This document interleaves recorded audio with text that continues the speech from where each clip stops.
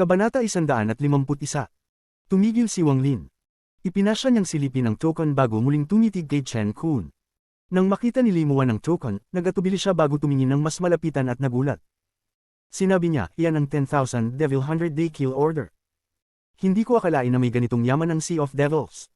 Nabasaan ko lang ito sa mga sinaunang talaan. Agad ipinaliwanag ni Limuan ang detalye ng token kay Wang Lin. Halos hingal na siya matapos magpaliwanag, at may takot sa mga mata habang tinitingnan ang token. Talagang ang natakot si Chen Kun na baka hindi kilalanin ni Wang Lin ang token. Kung hindi siya paniwalaan ni Wang Lin at patuloy na patayin siya, magiging malubha ang sitwasyon. Ngunit nang makita niyang ipinaliwanag ng babae, nakahinga siya ng maluwag. Hindi niya akalaing mayroong sinuman na handang pumatay matapos malaman ang epekto ng kill order. Naramdaman niyang hamupo ang kaba sa kanyang puso at sinabi, "Kapalit na cultivador, ano ang palagay mo sa aking suhestyon? Huwag masyadong magpumilit. Kung papatayin mo ako, markado ka ng kill order at magiging sanhi ng maraming abala sa iyo. Maaaring madamay din ang babaeng kasama mo, kaya bakit ganito? Mali ba ako?" Hindi tinignan ni Wang Lin si Chen Kun. Lamingga siya kay Limuan at nagtanong, "Sigurado ka ba? Kung makatawid ako ng 100 araw, makukuha ko ang lahat ng kanyang cultivation." Huminga ng malalim si Limuan at tumango. Biglang napaatras si Chen Kun nang maramdaman niyang may mali. Ngunit biglang tumama ang malamig na tingin ni Wang Lin sa kanya. Sumabog ang isang salita mula kay Wang Lin, "Mamatay." Isang malupit na sigaw ang pinakawalan ni Chen Kun habang dumudugo ang kanyang bibig at ilong. Damaloy din ang dugo mula sa kanyang mga mata at tainga habang siya ay namamatay. Nang siya ay bumagsak, nabasag ang token sa kanyang kamay at isang pulang liwanag ang lumabas, na bumuo ng salitang, "Parusahan," sa hangin. Ang salitang ito ay kulay dugo. Para bang kinuha ito mula sa isang lawa ng dugo. Lumulutang ito sa itaas ng ulo ni Wang Lin at kumikinang ng maliwanag. Tumangala si Wang Lin at tiningnan ang napakabigat na parusahan sa itaas ng kanyang ulo, ngunit walang emosyon sa kanyang mukha. Ang dragon tendon ay umabot at hinawakan ang katawan ni Chen Kun. Agad hinawakan ni Wang Lin si Limuan at bumalik sa Wooding Mountain sa isang kisap mata. Si Munan at Mubei ay nakatitig ng hindi makapaniwala sa malaking, pulang, parusahan, sa hangin at nakaramdam ng pagnanasa. Ngunit mabilis din itong nawala habang sila ay nakatayo ng magalang sa tuktok ng Muding Mountain at nakakaramdam ng ginaw sa kanilang likuran. Malamig na tiningnan ni Wang Lin ang mga ito at nagtanong, "May mga nascent soul na cultivador ba sa punong tanggapan ng Fighting Evil Sect?" Mabilis na sumagot si Munan, "Wala." Hindi lamang ang Fight Evil Sect, wala ring nascent soul na cultivador sa loob ng 10 milyong kilometro mula sa Nandao City. Paano ba magiging nandito ang mga matataas na iyon? Nasa loob ng dagat sila. Tinutok ni Wang Lin ang kanyang mata kay Munan hanggang sa magsimulang manginig ang mga binti ni Munan bago siya nagtanong, "Anong antas ng cultivation ang meron ng pangulo ng Fighting Evil Sect?" Mabilis na sumulong si Mubei at nagsalita, "Senyor, ang pangulo ng Fighting Evil Sect ay nasa kalagitnaan ng core formation. Gayunpaman, siya ay nasa tuktok at sinasabi nilang isang hakbang na lang mula sa huling yugto." Bumantong hininga si Wang Lin sa loob niya. May malamig na ngiti sa kanyang mga mata at sinabi, "Kayo, dalawa, magturo ng daan. Pupunta tayo sa punong tanggapan ng Fighting Evil Sect." Paano pa makikialam si Munan at Mubei? Tumayo sila at magalang na nagpatuloy sa daan. Habang lumilipad, binabaybay ng dalawa ang pulang salitang nakatambad sa itaas ng ulo ni Wang Lin. Nais nilang makaakit ng higit pang tao na magtatangka sa buhay ni Wang Lin. Bawat lugar na dinadaanan ni Wang Lin ay nagdulot ng kaguluhan, dahil ang lahat ng mga cultivador sa ilalim niya na tumingin sa pulang salita ay huminga ng malalim. Ang pinakamahalaga at pinakakapansin-pansin ay ang kulay dugong, parusahan, sa itaas ng ulo ni Wang Lin. Kasunod nito, ang 10 katawan na lumilipad sa likod niya na parang mga meteor. Hindi maiwasang isipin ng mga tao na marahil ay tinangkaring patayin ng mga taong iyon si Wang Lin dahil sa kill order ngunit sa halip ay namatay na sila. Tiyak na itinali ni Wang Lin ang mga katawan na iyon bilang babala sa iba. Ang sinumang makakita nito ay hindi mapakali, ngunit lahat sila ay kumuha ng mga jade na gamit at ipinadala ang balita sa kanilang mga kaibigan at sektang kanilang kinabibilangan. Mabilis kumalat ang balita tungkol sa muling paglitaw ng 10,000 Devil 100-day kill order sa Sea of Devils. Nangangahulugan ito na kung may sinuman na makakapatay sa taong ito, maaari nilang makuha ang buong cultivation ng isang cultivador sa unang yugto ng core formation. Ang ganitong uri ng bagay ay isang malupit na tukso para sa mga cultivador sa core formation o foundation establishment. Para sa huli, ito ay maaaring magpahiwatig ng kanilang pag-abot sa core formation. Posible rin na ang mga cultivador sa kalagitnaan ng core formation ay makapasok sa huling yugto ng core formation. Ang pinaka-nakapagtataka para sa mga tao ay kung anong antas ng cultivation mayroon ng taong nagpagana ng kill order. Kung ito ay isang cultivador sa huling yugto ng core formation, magiging mas malaki ang kasikatan nito. Habang lumilipad si Wang Lin, isang fist-sized na golden core ang lumitaw sa lugar ng kanyang prototipo ng core at pinuno ng kanyang katawan ng espiritual na enerhiya. Kinausap ni Wang Lin ang loob ng Sea of Devils at napansin ang ilang bagay sa malayo. Tumitig siya at ngumiti ng malamig habang binanggit sa sarili, Teng Huayuan, ngayon ay nakarating na ako sa core formation. Ang araw na makakarating ako sa Nascent Soul ay ang araw na babalik ako at papatayin ka. Teng Huayuan, huwag mong patagilid na mamatay ng maaga. Ililibing ko ang bawat miyembro ng pamilya Teng kasabay mo. Sikretong tiningnan ni Munan si Wang Lin.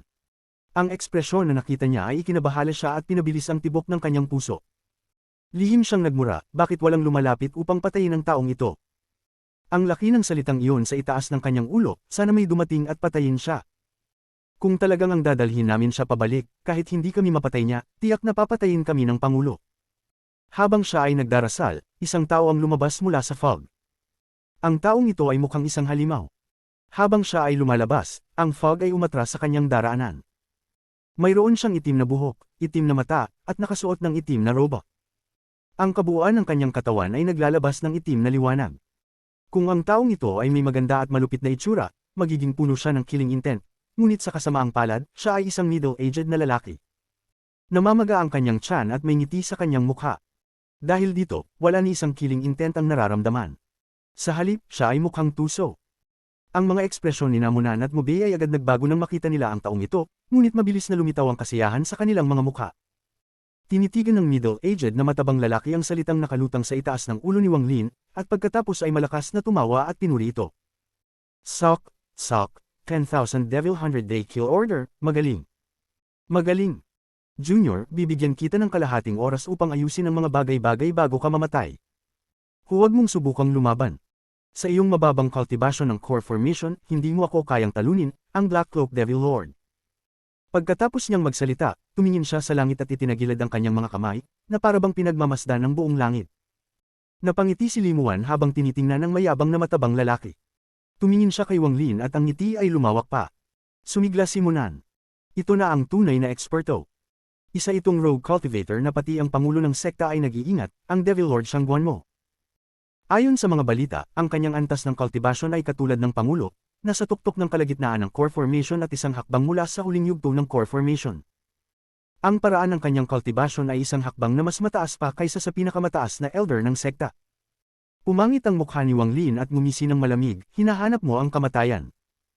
Nagulat si Shangguan mo at tiningnan si Wang Lin ng may mga mata na may galit at nagsabi ng pang-iinsulto, talaga namang sobra ka magmataas. Hayaan mong ipakita ko sa iyo kung ano ang tunay na mid-stage core formation. Bago pa siya makapagpatuloy, itinuro ni Wang Lin si Shangguan mo at nagsabi, mamatay. Sa sandaling lumabas ang salitang, mamatay, isang jade ang lumipad mula sa dibdib ni Shangguan mo at nahati sa 2 piraso. Naglabas ito ng usok na mabilis na nawala sa Sea of Devils. Ano ito? Iniabot ni Wang Lin ang kanyang kamay at kinuha ang 2 piraso ng jade. Ibinulong niya ang kanyang divine sense at isang kakaibang ekspresyon ang lumitaw sa kanyang mukha. Matapos mailagay ang 2 piraso ng jade sa kanyang bag, tumitig siya kay Shangguan mo na nanginginig sa takot. Death spell. Damaloy ang malamig na pawis mula sa mukha ni Shangguan mo. Ang piraso ng jade na ito ay ibinigay sa kanya ng kanyang matagal ng patay na guro. Ayon sa mga sabi-sabi, kaya nitong pigilan ng isang atake mula sa isang nascent soul cultivator sa buong lakas nito. Sa mga nakaraang taon, lagi siyang nasa panlabas na bahagi ng Sea of Devils at palaging nagtatago kapag nakatagpo siya ng nascent soul cultivators dahil hindi siya manggahas laban sa mga ito. Kung nakatagpo siya ng may mas mababang cultivation kaysa sa kanya, inuutusan niya itong magbigay ng lahat ng kanilang kayamanan. Pumangalawa siya sa pagiging takaw at nakilala sa paggawa nito. Subalit, ngayon ay napagtanto niyang may mas malalim na nangyayari nang makita ang malamig na tingin ni Wang Lin at natakot na baka sabihin niya ulit ang mamatay. Tumigas ang kanyang mga binti at mabilis na lumuhod, humingi ng tawad, Senyor, maawa po kayo, Senyor maawa po kayo. Ang junior na si Shangguan mo ay nagkamali, pakiusap patawarin niyo po ako. Nakatingin si Munan na parang tanga sa nangyayari, at pagkatapos ay lihim na tumingin kay Wang Lin. Nang makita ang malamig na tingin ni Wang Lin, hindi na siya naglakas loob mag-isip ng mga ganung bagay. Si Mubei naman ay yumuko at nagtago ng takot. Nang makita ni Shangguan mo na patuloy pa rin ang malamig na tingin ni Wang Lin, bigla niyang naramdaman ng takot. Pinagpatuloy niya ang kanyang desisyon at nagsabi, Senyor, nais kong maging iyong disipulo at susundin ang bawat utos mo. Master, pakiusap tanggapin mo po ako bilang iyong disipulo. Tumingin siya kay Limuan at nagsabi, sigurado akong ikaw ay asawa niya. Pakiusap, hilingin mo sa kanya na tanggapin ako bilang disipulo. Namula si Limuan at tumingin kay Wang Lin. Ngunit, nang makita ang malamig na ekspresyon ni Wang Lin, napabuntong hininga siya at ibinaba ang kanyang ulo ng tahimik. Tinutok ni Wang Lin ang malamig na tingin kay Shang Guanmo. Ang G-Realm ay sumabog sa kanyang isipan at pulang kidlat ang kumislap sa kanyang mga mata. Pinagmamasdan ni Shang Guanmo ang buong paggalaw ni Wang Lin at napagtanto niyang hindi maganda ang sitwasyon. Alam niyang dahil nagawang i-activate ni Wang Lin ang proteksyon ng Jade at hatiin ito, may lakas ang kanyang atake na katumbas ng isang Nascent Soul Cultivator. Dagdag pa rito ang Death Spell, inisip niyang kahit tumakas siya, mahirap niyang iwasan ang kamatayan. Nag-aalala at aburido, tinuro ni Shang Guanmo ang kanyang noo at lumipad ang isang patak ng kanyang Soul Essence Blood. Ang patak ng dugong ito ay may kulay ginto. Nang lumabas ang patak na ito, nayanig ang katawan ni Shang Guanmo habang ang espiritual na enerhiya sa kanyang katawan ay mabilis na tumaas. Tila babagsak ang kanyang cultivation. Ang mas mataas na cultivation ng isang tao, mas mahalaga ang Soul Essence Blood. Kapag kinuha ito, ang antas ng cultivation ng tao ay nagkakaroon ng pinsala, at mas malaki ang pinsala kapag mas mataas ang antas ng cultivation. Kabanata 152. Habang ang patak ng gintong dugo ay lumutang mula sa noo ni Shang Guanmo, naglabas ito ng banayad na kislap. Nanatiling hindi nagbago ang ekspresyon ni Wang Lin habang iniabot ang kamay at kinuha ang patak ng dugo. Matapos itong suriin, agad na nilunok ni Wang Lin ang patak ng dugo ng walang pag-aalinlangan. Ang patak ng dugo ay ngayon nasa loob ng kanyang kamalayan at napapalibutan ng kanyang G-Realm. Sa kasalukuyan, isang pag-iisip na lang ang kailangan niya upang patayin si Shang Guanmo.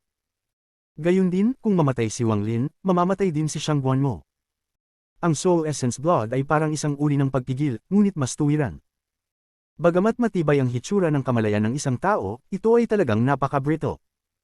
Kapag masyadong maraming patak ng Soul Essence Blood ang hawak, magdudulot ito ng kalituhan sa kamalayan ng tao, na nagiging sanhi ng hindi maipaliwanag na mga kahihinatnan. Dahil dito, ang pagkuha ng Soul Essence Blood ng isang tao ay isang pansamantalang hakbang lamang, at maraming cultivators ang hindi gustong gawin ito. Sa katunayan, may libu-libong mga pagpigil na may parehong epekto. Mayroon ding isang punto, ang Soul Essence Blood ay tanging maaaring kunin kung ito ay voluntaryong ibinibigay ng cultivator. Kung hindi, maliban na lamang kung may napakabigat na teknik, imposibleng pilitin ito. Napilitang masyado si Shang Guanmo. Alam niyang hindi siya basta-basta pagpapatawarin ni Wang Lin at malamang na maglalagay ito ng ilang klase ng pagpigil sa kanya. Ang dahilan kung bakit siya nagmakaawa kay Wang Lin na tanggapin siya bilang disipulo ay upang magbigay kay Wang Lin ng dahilan para hayaan siyang mabuhay. Ngunit hindi niya kailanman inisip na hindi magmamalasakit si Wang Lin. Nang makita niyang tinanggap ni Wang Lin ang Soul Essence Blood, nagkaroon siya ng konting pagkalma sa kanyang puso. Tiningnan siya ni Wang Lin ng malamig bago lumingon kay Munan at malamig na nagsabi, magpatuloy ka sa paggabay. Matapos patayin ni Wang Lin ang unang elder ng Fighting Evil Sect, alam niyang kailangan niyang tuluyang lipulin ang mga ito. Kung isang disipulo lang ang napatay niya, hindi sana ito naging issue, ngunit dahil isang elder ang napatay, tiyak na hahanapin siya nila. Hindi na siya ang inosenteng batang mula sa baryo. Marami na siyang natutunan. Ang mga bagay na nangyari matapos niyang patayin si Teng Li ay nagbigay sa kanya ng maraming aral. Dahil napatay na niya ang isa, bakit hindi pa niya patayin ang 10? Dahil napatay na niya ang 10, bakit hindi pa niya lipulin ang Fighting Evil Sect?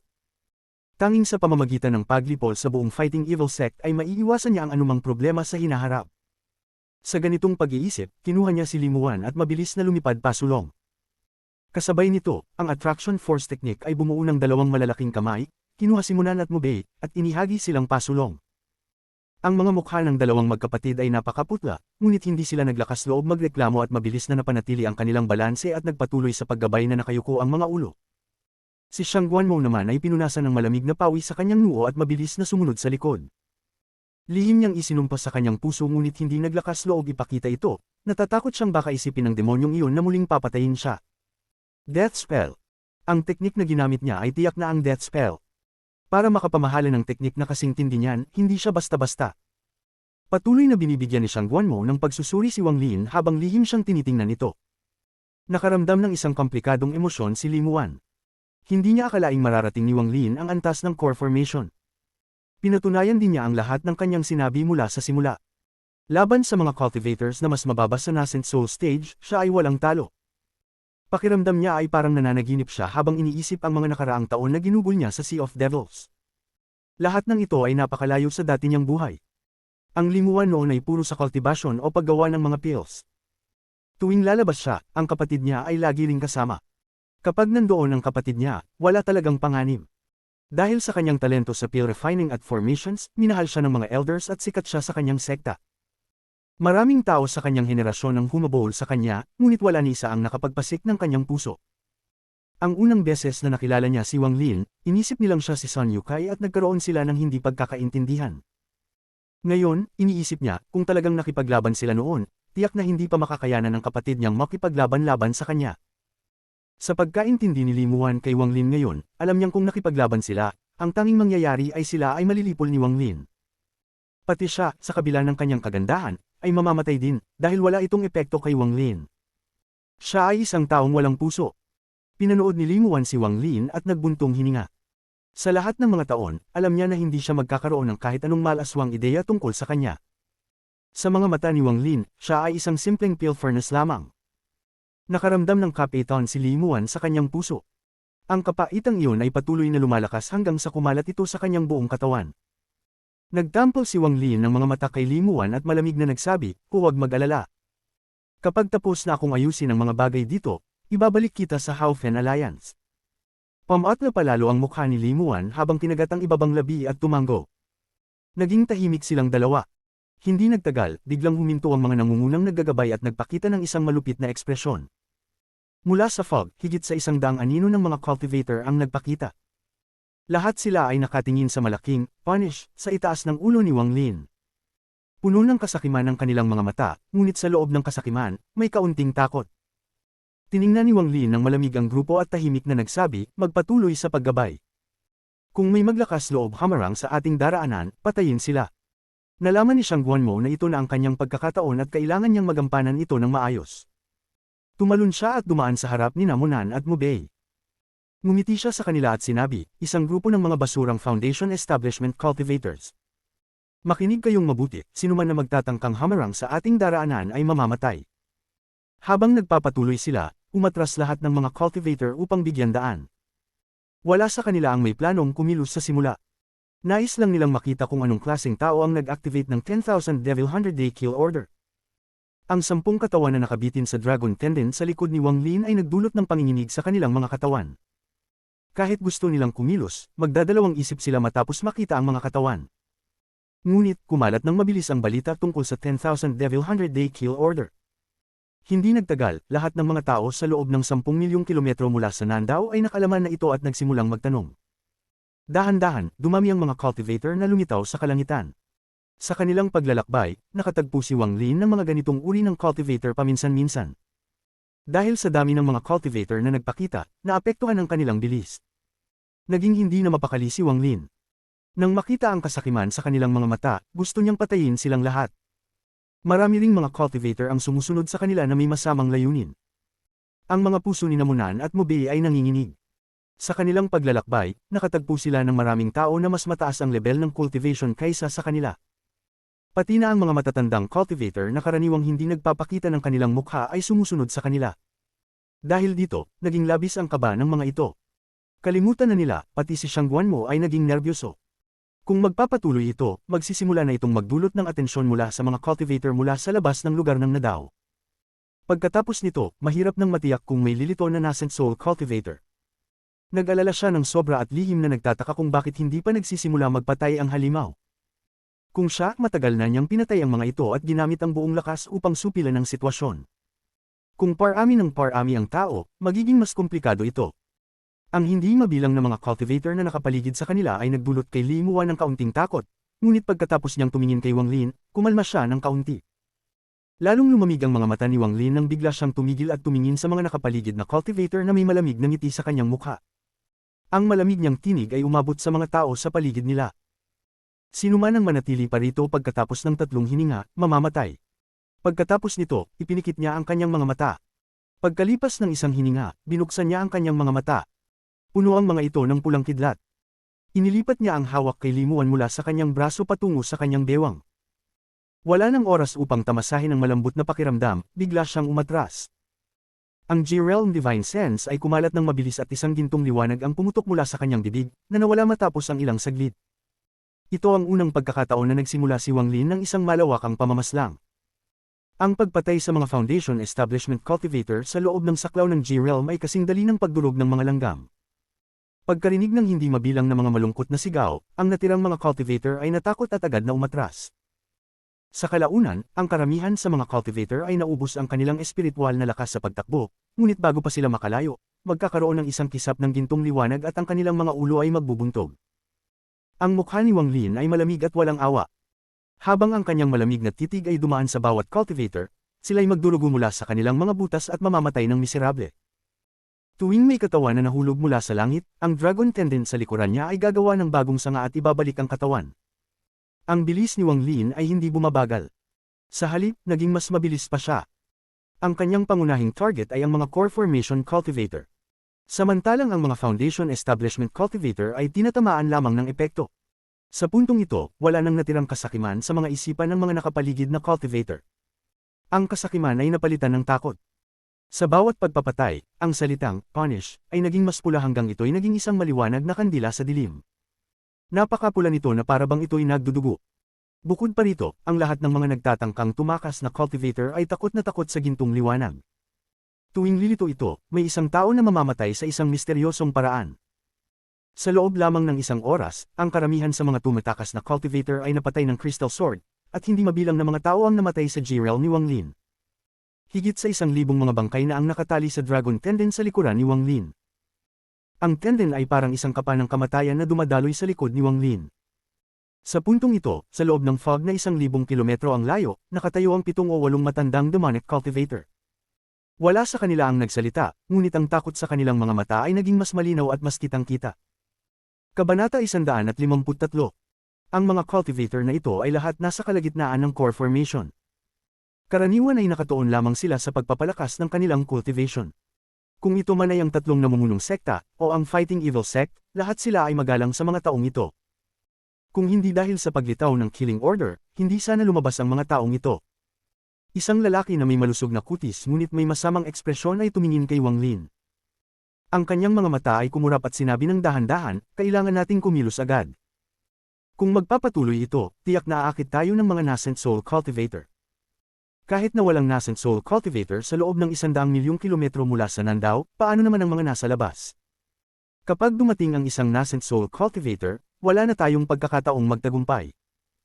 Isang matandang lalaki na nakakita kay Wang Lin na madaling pumatay ng core formation cultivator ay dahan-daang nagsabi, ang taong ito ay nasa unang yugto ng core formation, pero bakit ganito siya kalakas?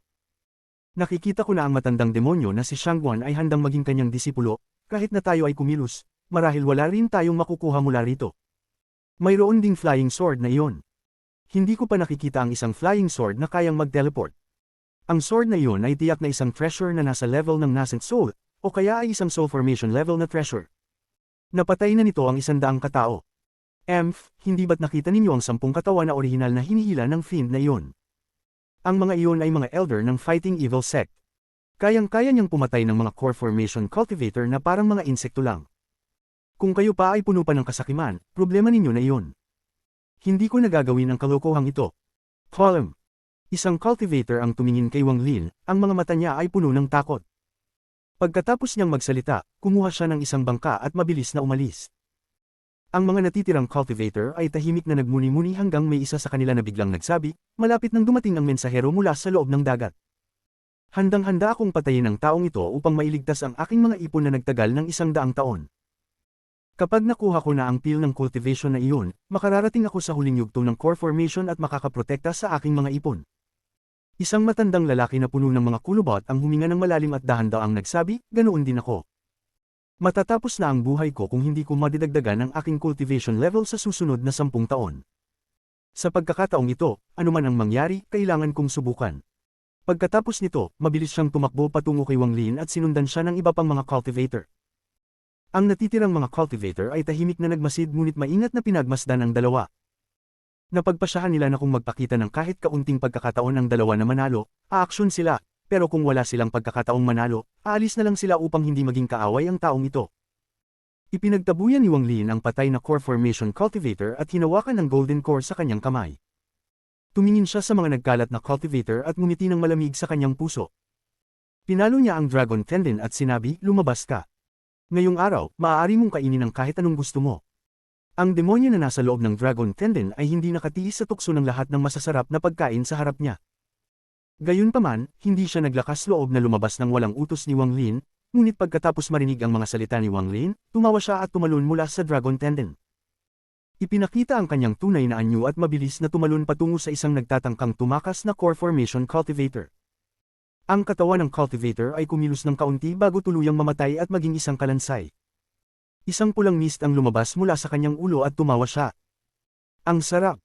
Matapos ang tagal, makakain na ako, kaya kakainin ko ng sagad. Tiningnan ni Wang Lin ang demonyo at pagkatapos ay iniwas ang kanyang tingin kay Limuan.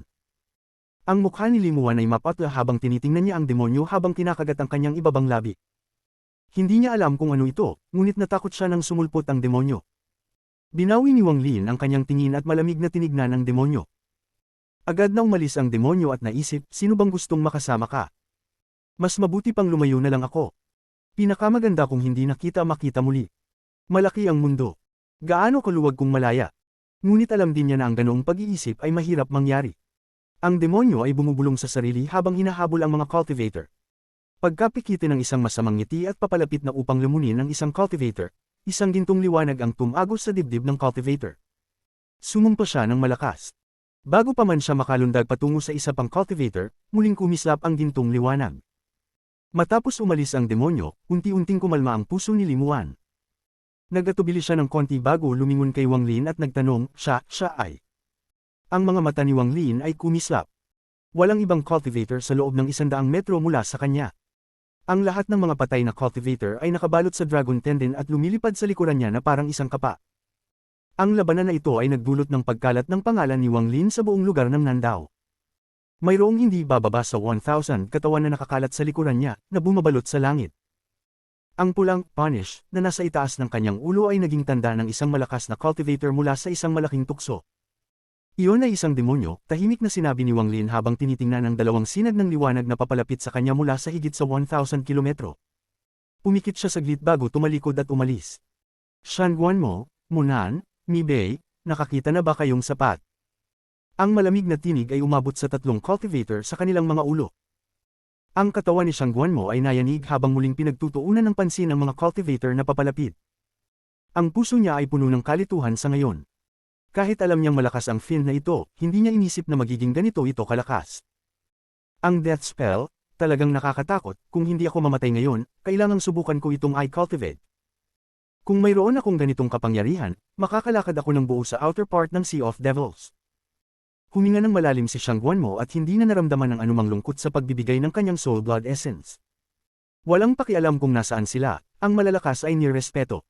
Lalo na sa Sea of Devils. Ang mga attitude ni Munan at Mubei ay naging katulad ng kay Shanguan mo. Sa lakas na taglay ng fiend na ito, wala nang laban ang Fighting Evil Sect. Kung gusto nilang mabuhay, kailangan nilang sumunod sa makapangyarihang fiend na ito. Nagtinginan ng dalawa bago nagngisi at mabilis na sinundan si Shanguan mo. Tumingin si Shanguan mo sa isa sa mga tao at tumawa. Haha, kung hindi si matandang uyang. Matagal na tayong hindi nagkita, kaya magpakasaya muna tayo. Agad niyang hinawakan ng espada sa likod niya. Ang itim na espada ay lumipad at sumugod patungo sa matandang lalaki. Samantalang ang mga kapatid na mo, kahit na parehong nasa unang yugto ng core formation, ay sanay na lumaban ng magkasama. Bagamat sila ay nasa kawalan ng kalamangan, nakapaghintay pa rin sila ng ilang sandali. Ang tingin ni Wang Lin ay dumaan sa mga core formation cultivator na 1,000 kilometro ang layo at ang kanyang mga mata ay naging malamig.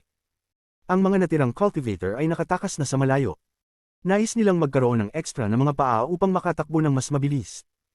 Ang itsura ni Wang Lin ay nakaukit na sa kanilang mga puso at hindi na mawawala. Sa mga natitirang 4 na mid-stage core formation cultivators na nanunood mula sa 1,000 kilometro ang layo, ang matandang lalaki na may malusog na kutis ay nagiling. Tinalikuran niya at malapit na sana siyang umalis nang bigla niyang mapansin na may 2 tao na nakatayo 10 talampakan sa likod niya. Ang isang lalaki at babae ay may floating na blood red na punish symbol sa ibabaw ng ulo ng lalaki. Napansin ng mga natirang cultivator na may nangyaring mali at agad nilang inilabas ang kanilang mga treasures, na para bang humaharap sila sa isang malupit na kaaway, ngunit walang isa man sa kanila ang naglakas loob na kumilos ng una. Inisa-isa ni Wang Lin ang 4 na ito at malamig na nagsabi, umalis na kayo. Sa apat, tanging ang matandang lalaki na handa nang umalis ang nagpakita ng pagpapasalamat at mabilis na umalis. Ang natirang tatlo ay nagbago ng kulay mula pula hanggang puti at dahan-daang umatras. Isa sa kanila ang huminga at nagsabi tungkol sa nangyari ngayon. Tahimik na napabuntong hininga si Limuan at iniisip, bakit hindi ka pa agad umaalis? Ano ang silbi ng pagsasabi ng mga walang kwentang bagay na iyon? Tiyak nga, bago pa man matapos ang kanyang pagsasalita, napakulot ang noo ni Wang Lin at inihaplos ang kanyang kamay. Lumabas ang G-Realm at ang mga mata ng cultivator ay naging duguan. Hinawakan nito ang kanyang ulo bago sumabog ang kanyang ulo at ang blood-covered golden core ay lumipad papunta sa kamay ni Wang Lin. Ang natirang dalawang cultivator ay mabilis na tumalikod at tumakbo nang hindi nagsasalita. Tinutok ni Wang Lin ang mga mata sa dalawa. Nag-iwan siya ng marka sa kanila gamit ang kanyang G-Realm. Sa sandaling ito, ang cultivator na lumalaban kay Shang Guanmo ay humiyaw ng masakit at mabilis na tumakbo. Habang siya ay tumatakas, ang demonyo at crystal sword ay biglang lumitaw sa harap niya. Ang demonyo ay umungol, huwag kang magnakaw sa akin. Ang isa na ito ay akin. Akin. Ngunit huli na siya. Pagkatapos ng isang kumikislap ng gintong liwanag, nagkaroon ng malaking butas sa dibdib ng cultivator. Matapos ang kalahating oras, ang cultivator na lumalaban sa mga kapatid na mo ay namatay dahil sa sneaky na atake ni Shang Guanmo. Ibinalik ni Wang Lin ang crystal sword sa loob ng kanyang katawan at ang demonyo ay hindi sumang-ayon na bumalik sa dragon tendon. Magpatuloy sa pag-akay. Ang tinig ni Wang Lin ay malamig at ang kanyang killing intent ay nangingibabaw. Alam ni Wang Lin na kung nais niyang magkaroon ng matibay na posisyon dito, kailangan niyang ipakita ang kanyang kapangyarihan, at ang Fighting Evil Sect ang pinakamainam na lugar upang gawin ito. Sa sandaling ito, ang respeto ni Namunan at Mobei kay Wang Lin ay taos-puso at walang pag-aalinlangan. Lalo na si Mobei na ipinakita ang buong paggalang sa kanyang mga mata habang mabilis na nag-akay patungo sa Fighting Evil Sect. Bago si Wang Lin, ang maraming mga katawan ay naglalabas ng isang nakakatakot na aura ng kamatayan. Ang pagpapakitang ito ay mas epektibo kaysa sa anumang salita. Maraming cultivator na may masasamang hangarin na nakakita sa libu-libong mga katawan ay agad naging mapatla at umatras, natatakot na masangkot sa gulo. Kabanata 154. Bilang resulta, tumaas ang kanilang bilis. Habang lumilipad si Wang Lin, inayos niya ang kanyang G-Realm. Matapos ang lahat ng gamit nito, ito ay nasira, kaya't nanatili ito sa loob ng kanyang kamalayan at dahan-daang ni-repair ang sarili nito. Pagdating ng tanghali ng ikalawang araw, lumitaw ang Fighting Evil Sect sa kanilang paningin. Na-recover na ang G-Realm ni Wang Lin sa puntong ito. Nang tignan niya ang bundok, ang tuktok nito ay nabago at naging hugis ng isang dragon. Parang may dragon na nakaupo sa itaas ng bundok. Sa ibabaw ng ulo ng dragon ay isang matandang lalaking may puting buhok. Ang kanyang mukha ay madilim at ang tingin niya ay malamig habang titig na titig siya kay Wang Lin. Sa ere ay lumulutang ang 10 cultivator ng core formation. Sama-sama silang bumuo ng isang sword formation. Nang makita nila si Wang Lin, ipinakita nila ang mga komplikadong ekspresyon. Puno sila ng takot at pagkabigla. Ang 10 ay bumuo ng isang bilog na may 10 lumilipad na espada na nagkakaugnay sa gitna. Ang mga espada ay dumagundong ng magbabanggaan, na nagdudulot ng mga spark na lumilipad palabas. Ipinagpag ng tao sa ibabaw ng ulo ng dragon ang kanyang kamay. Ang mga mata ng dragon ay kumislap at mga alon ng spiritual energy ang lumabas mula sa dragon. Isang cultivator ang nakatayo sa bawat kaliskis ng dragon. Sa kislap ng kanilang mga espada, para bang buhay ang dragon. Pinagmasdan ni Shang Guanmo ng mabuti at sinabi, ang Great Battle Dragon Formation. Mabilis na ipinaliwanag ni Mubei, ang Great Battle Dragon Formation ay ang sect protecting formation ng Fighting Evil Sect. Ayon sa mga sabi-sabi, tanging mga cultivator na nasa nascent soul level lamang ang makakabutas dito, ngunit hindi naniniwala ang marami sa sekta. Pagkatapos ng lahat, walang sinuman sa lugar na ito ang may ganitong kalakas na formation. May kaunti ding kaalaman si Wang Lin sa mga formation, at pagkatapos itong pagmasdan, biglang nagsalita si Limuan, hindi ito formation, kundi isang kamanghamanghang spell na nag-uugnay sa mga kaluluwa ng lahat ng naruroon sa dragon at ipinapasa sa tao sa ibabaw ng ulo, na nagbibigay sa kanya ng isang tiyak na antas ng cultivation. Sa mga sandaling iyon, ang tao na nakatayo sa ibabaw ng ulo ng dragon ay kumislap ang mga mata at sumigaw, fellow cultivator na may punish mark, ako si Jie Donglei, ang sect head ng Fighting Evil Sect, kasama ang 13,562 na disciples ng Fighting Evil Sect. Dahil pinukaw ka ni Head Elder Chen Kun, hindi malaking bagay na pinatay mo siya, ngunit ngayon dumating ka rito. Kung manalo ka sa laban na ito, ang buong Fighting Evil Sect ay susunod sa iyo, ngunit kung matalo ka, huwag mong sisihin ang matandang ito sa pagkuha ng cultivation pill. May lakas ka bang lumaban? Ang kanyang tinig ay umalingaw tulad ng kulog at kumalat sa buong lugar. Ang 13,562 na disciples ay sabay-sabay na sumigaw, na nagdulot ng isang soundwave na pumutok sa mga ulap sa langit. Mula sa ilalim ng dragon at mabilis na umakyat sa itaas, mahigit sa 10,000 flying swords ang kumislap at bumuo ng mga ring ng spiritual energy.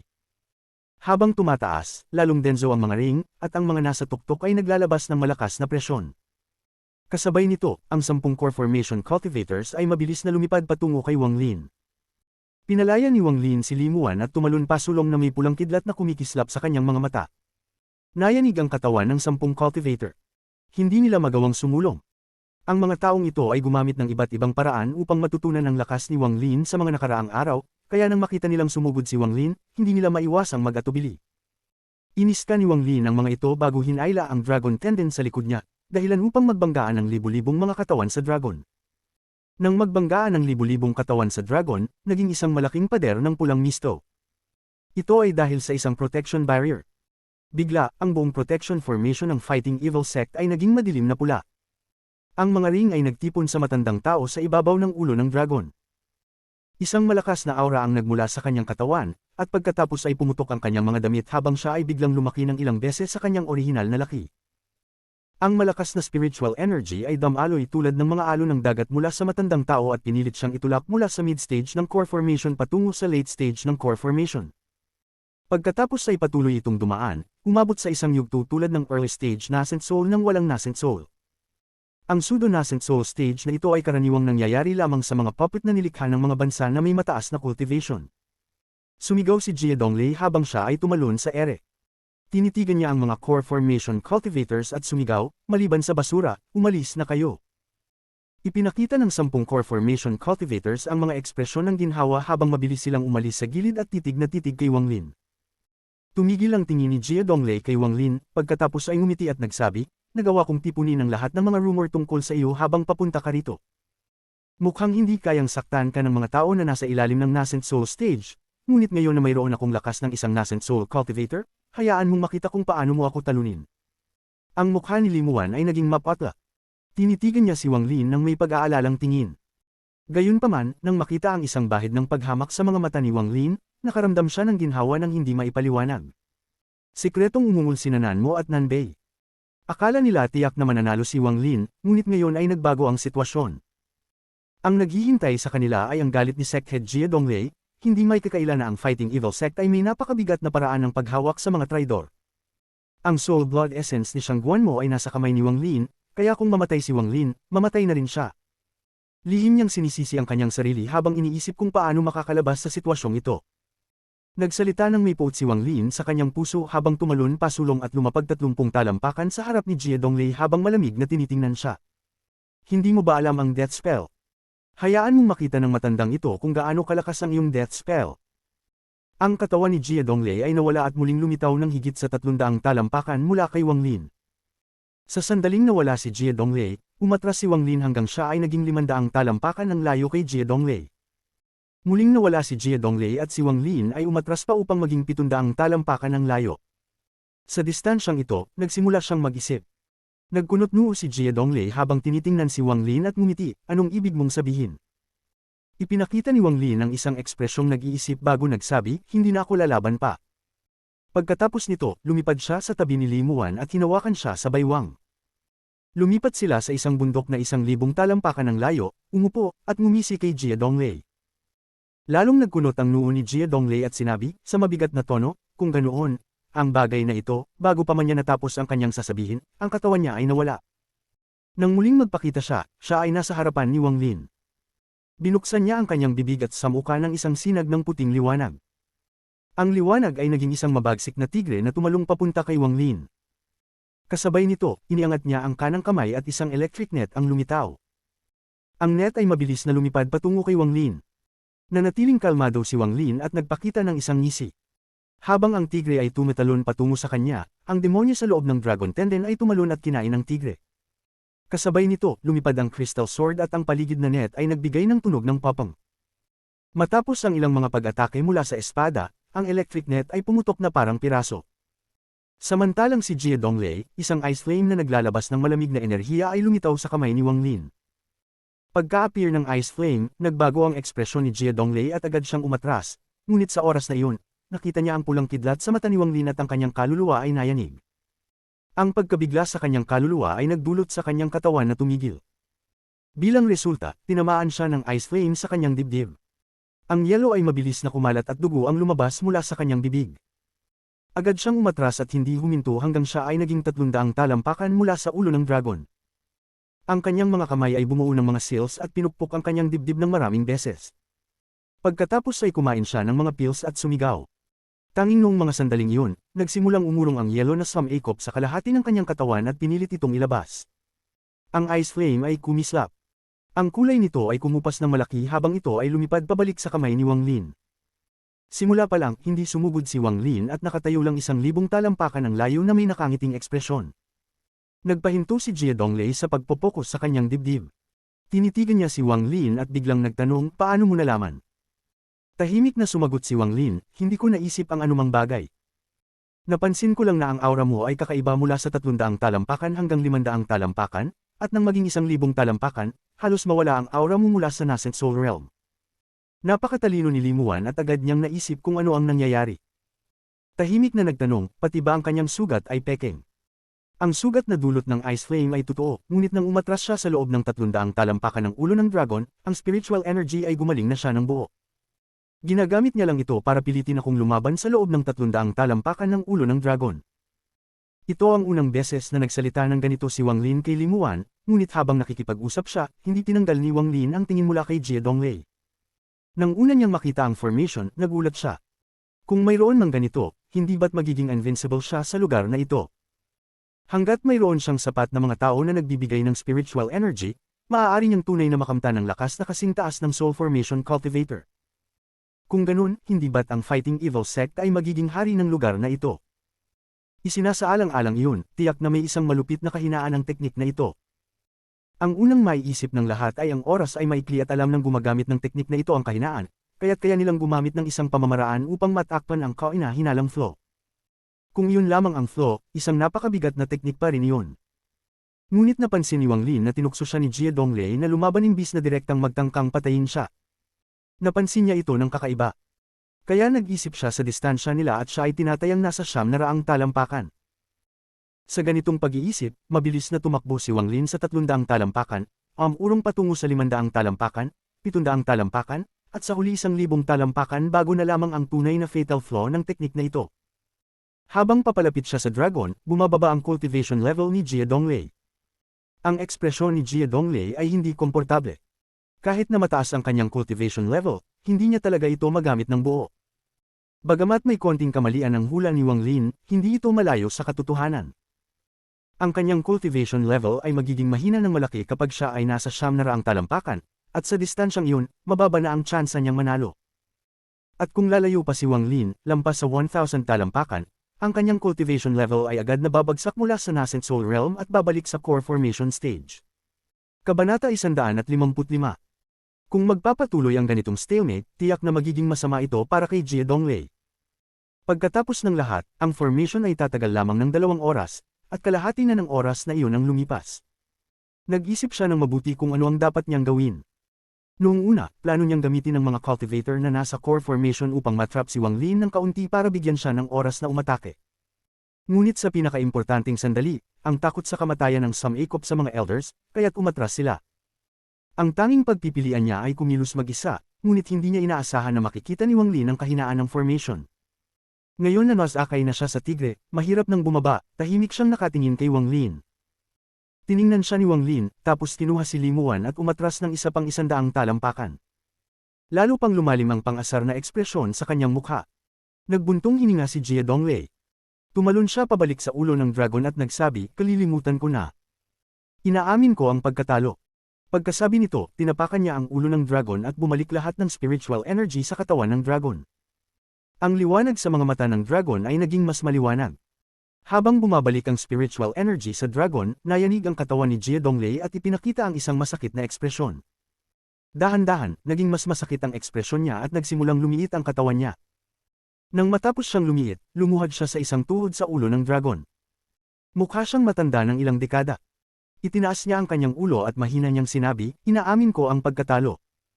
Mula ngayon, makikinig kami sa mga sasabihin mo. Ito ang utos mula sa sect head ng Fighting Evil Sect. Pagkatapos nito, nanginginig ang kanyang kamay nang kunin ang isang purple triangular na token at pilit na nilagyan ito ng spiritual energy upang magpalipad ng kaunti. Nagniningning ang mga mata ni Wang Lin. Tiningnan niya si Jia Donglei at pagkatapos ay ang token bago biglang hilahin si Limuan pabalik ng ilang dosenang talampakan. Sa sandaling umatras ang katawan ni Wang Lin, biglang lumitaw ang isang after image ni Jia Donglei sa lugar na kinalalagyan ni Wang Lin at naging isang sinag ng sword energy na tumusok papunta sa kanya. Mabilis si Wang Lin, ngunit hindi niya kayang makipagsabayan sa isang flying sword. Nang umatras siya ng 30 talampakan, narating na siya ng flying sword. Napakabilis ng flying sword na ito. Halos kasing bilis nito ng crystal sword gamit ang teleportation. Sa isang kisap mata, tumusok ang flying sword sa kanyang dibdib, ngunit napatigil sandali ng dragon skin vest. Nahawakan ni Wang Lin ang katawan ng espada gamit ang mga daliri niyang parang pangil ng pangil. Dumilim ang mukha ni Wang Lin. Halos imposibleng ipagtanggol laban sa flying sword ng kalaban. Buti na lang at malayo siya ng kaunti kaya may konting oras siyang makapag-react, kung hindi, ang magiging resulta ay hindi maiisip. Nayanig ang flying sword bago ito naputol sa gitna. Isang itim na apoy ang lumitaw sa lugar kung saan pumutok ang espada at mabilis na pinulbos ang buong espada. Sa sandaling lumitaw ang itim na apoy, mabilis na binitiwan ni Wang Lin at malamig na tiningnan si Jia Donglei na nandoon pa rin sa ibabaw ng ulo ng dragon. Nagpakita ng pagsisisi si Jia Donglei habang unti-unting naging abo ang kanyang katawan. Ang huling atake na ito ang kanyang pinakamahalagang lihim. Hindi, siya ay isang sword cultivator. Punong-puno ng shock ang mukha ni Limuan. Ang eksena kanina ay patuloy na nagpapayumo sa kanyang katawan. Marami sa mga tao noong unang panahon ay mga sword cultivators, ngunit ngayon, kakaunti na lang ang nag-cultivate ng puro espada. Sa halip, ginagamit na lang ang mga espada bilang mga yaman. Ang bilis at lakas ng sword cultivator ay mas mataas kaysa sa mga ordinaryong cultivator. Maraming paraan ng sword cultivation, ngunit tanging sa pinakamataas na kalidad na pamamaraan ng sword cultivation at isang pinakamataas na kalidad na espada maaari lamang magamit ang nakakatakot na kapangyarihan ng isang sword cultivator. Hindi masyadong magaling ang sword cultivation ni Jia Donglei, at hindi rin maganda ang kanyang flying sword. Kung ganoon, sa lakas niya bilang isang sword cultivator, madali sana niyang nawala ang mga cultivators sa Nandao City imbis na pilit maghintay dito. Kung nakikipaglaban siya ng isa-isa, malakas ang kanyang flying sword, ngunit hindi niya kayang mag-focus ng buo habang nakikipaglaban sa maraming tao, kaya't isang pagkakataon lang ang mayroon siya. Ipinadala ni Jia Donglei ang kanyang sword core sa huling atake na ito. Maaari itong ituring na kanyang golden core. Ito ang plano niyang sorpresa na huling atake, ngunit sa kasamaang palad, nabigo ito. Sa pagkamatay ni Jia Donglei, ang pinakamaligayang tao ay sina Munan at Mubei. Agad nilang naisip kung ano ang nangyayari at lumuhod sa harap ni Wang Lin. Congratulations, sect head! Si Shangguan Mo ay lihim na nagnakaw ng mga mura sa dalawang magkapatid, ngunit mabilis din siyang lumipad papunta kay Wang Lin at yumuko. Congratulations, teacher, sa pagiging sect head ng Fighting Evil Sect. Inilagay ng 10 elders ng Fighting Evil Sect na bumuo ng sword formation ang kanilang mga espada. Pakiramdam nila ay napakakoko. Matapos mag-isip ng sandali, yumuko sila kay Wang Lin. Kitang-kita ang kanilang ibig sabihin. Samantalang ang mga disipulo ng Fighting Evil Sect na nasa Dragon Formation, lahat sila ay naubos na ang higit sa 80% ng kanilang spiritual energy kay Jia Donglei. Nahihirapan silang tumayo habang tinitingnan ng Red Punish na parang magdurugo at malakas na tinanggap si Wang Lin. Hindi naramdaman ni Wang Lin ang kagalakan sa pagkamatay ni Jia Donglei. Sa halip, pakiramdam niya'y walang magawa. Walang tama o mali sa mundo ng cultivation. Tanging ang batas ng kalikasan lang. Kung nais niyang mabuhay, kailangan niyang sirain ang lahat ng nagbabanta sa kanya. Na-imagine niya na kung hindi siya pumunta dito, ang naghihintay sa kanya ay ang walang katapusang paghihiganti ng Fighting Evil Sect. Kung nais niyang protektahan ang sarili, kailangan niyang ipakita sa lahat na hindi siya pwedeng bastyusin at seryoso ang magiging kapalit kung gawin ito. Natapos na ang unang pagpapakita ng lakas ni Wang Lin sa Sea of Devils. Matagumpay ang unang pagpapakita ng lakas na ito. At least sa loob ng 1,000,000 kilometro mula sa Nandao City, walang hindi nakarinig tungkol sa bundok ng mga bangkay na nilikha ni Wang Lin. At least ito ang pumihil sa ibang tao na maging ganid sa killing order. Habang tinitingnan niya ang mga disipulo na nakayuko sa harap niya, tiningnan ni Wang Lin ang inner sea at inisip, Teng Huayuan, kung magiging immortal man ako o demonyo, basta makuha ko ang aking paghihiganti, ano ang masama sa pagiging Demon King? Nagpakita siya ng malamig na ngiti habang tinitingnan si Shangguan Mo.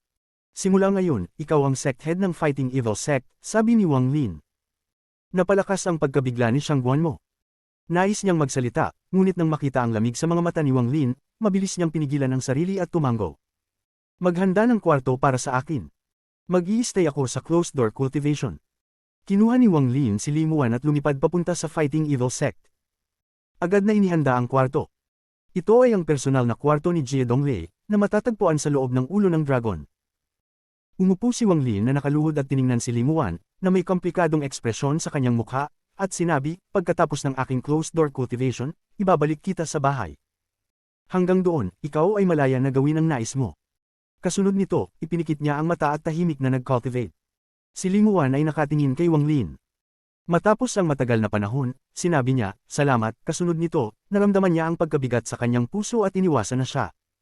Pagkaalis niya, binuksan ni Wang Lin ang kanyang mga mata. Imbes na ang karaniwang lamig, may kalituhan siya. Habang tumatagal, naging mas malakas ang kalituhan hanggang sa nagkaroon ng pahiwatig ng kalungkutan nang maalala ang isang eksena mula sa nakaraan. Taizu, hindi ka na bata. Marami ng tao ang nagtanong tungkol sa kasal nitong mga nakaraang araw. Narinig ko na ang mga immortal ay pwedeng magpakasal. Dahil ikaw ay bumalik, manatili ka muna at maglibot. Kung may magustuhan ka, ayusin natin. Anak, bakit ka nag-aalala sa mga walang kwentang bagay? Ang anak natin ay isang immortal. Naiintindihan mo ba kung ano ang isang immortal? Paano siya mag-aasawa ng isang mortal? Ang ibig ni Taizu ay maghanap ng isang immortal na asawa. Ano bang maganda sa immortal na asawa? Ang isang immortal ay hindi makakauwi ng 5 taon. Kung may asawa akong immortal, baka hindi pa kami magkita ng 10 taon. Okay na, makikinig na ako sa iyong ama. Kung masyadong mataas ang iyong pamantayan para sa isang babae mula sa baryo, maghihintay ako at makita kung sino ang ibabalik mo. Mom, makakarest ka. Ipagkakatiwala ko sa iyo na ang anak mo ay magbabalik ng isang magandang asawa. Dahan-dahan, 2 hilera ng dugo ang tumulo mula sa kanyang mga mata habang kinakap ang mga kamao. Matapos ang matagal na panahon, pinunasan niya ang mga luha ng dugo, tinamaan ang gilid ng pader, at ang bibig ng dragon ay nagsara, walang iniwang bitik. Pagkatapos maglagay ng ilang formation sa paligid, tumuon si Wang Lin sa heaven-defying bead sa kanyang isipan. Bigla siyang nawala mula sa kwarto. Pati na rin ang salitang, punish, ay nawala.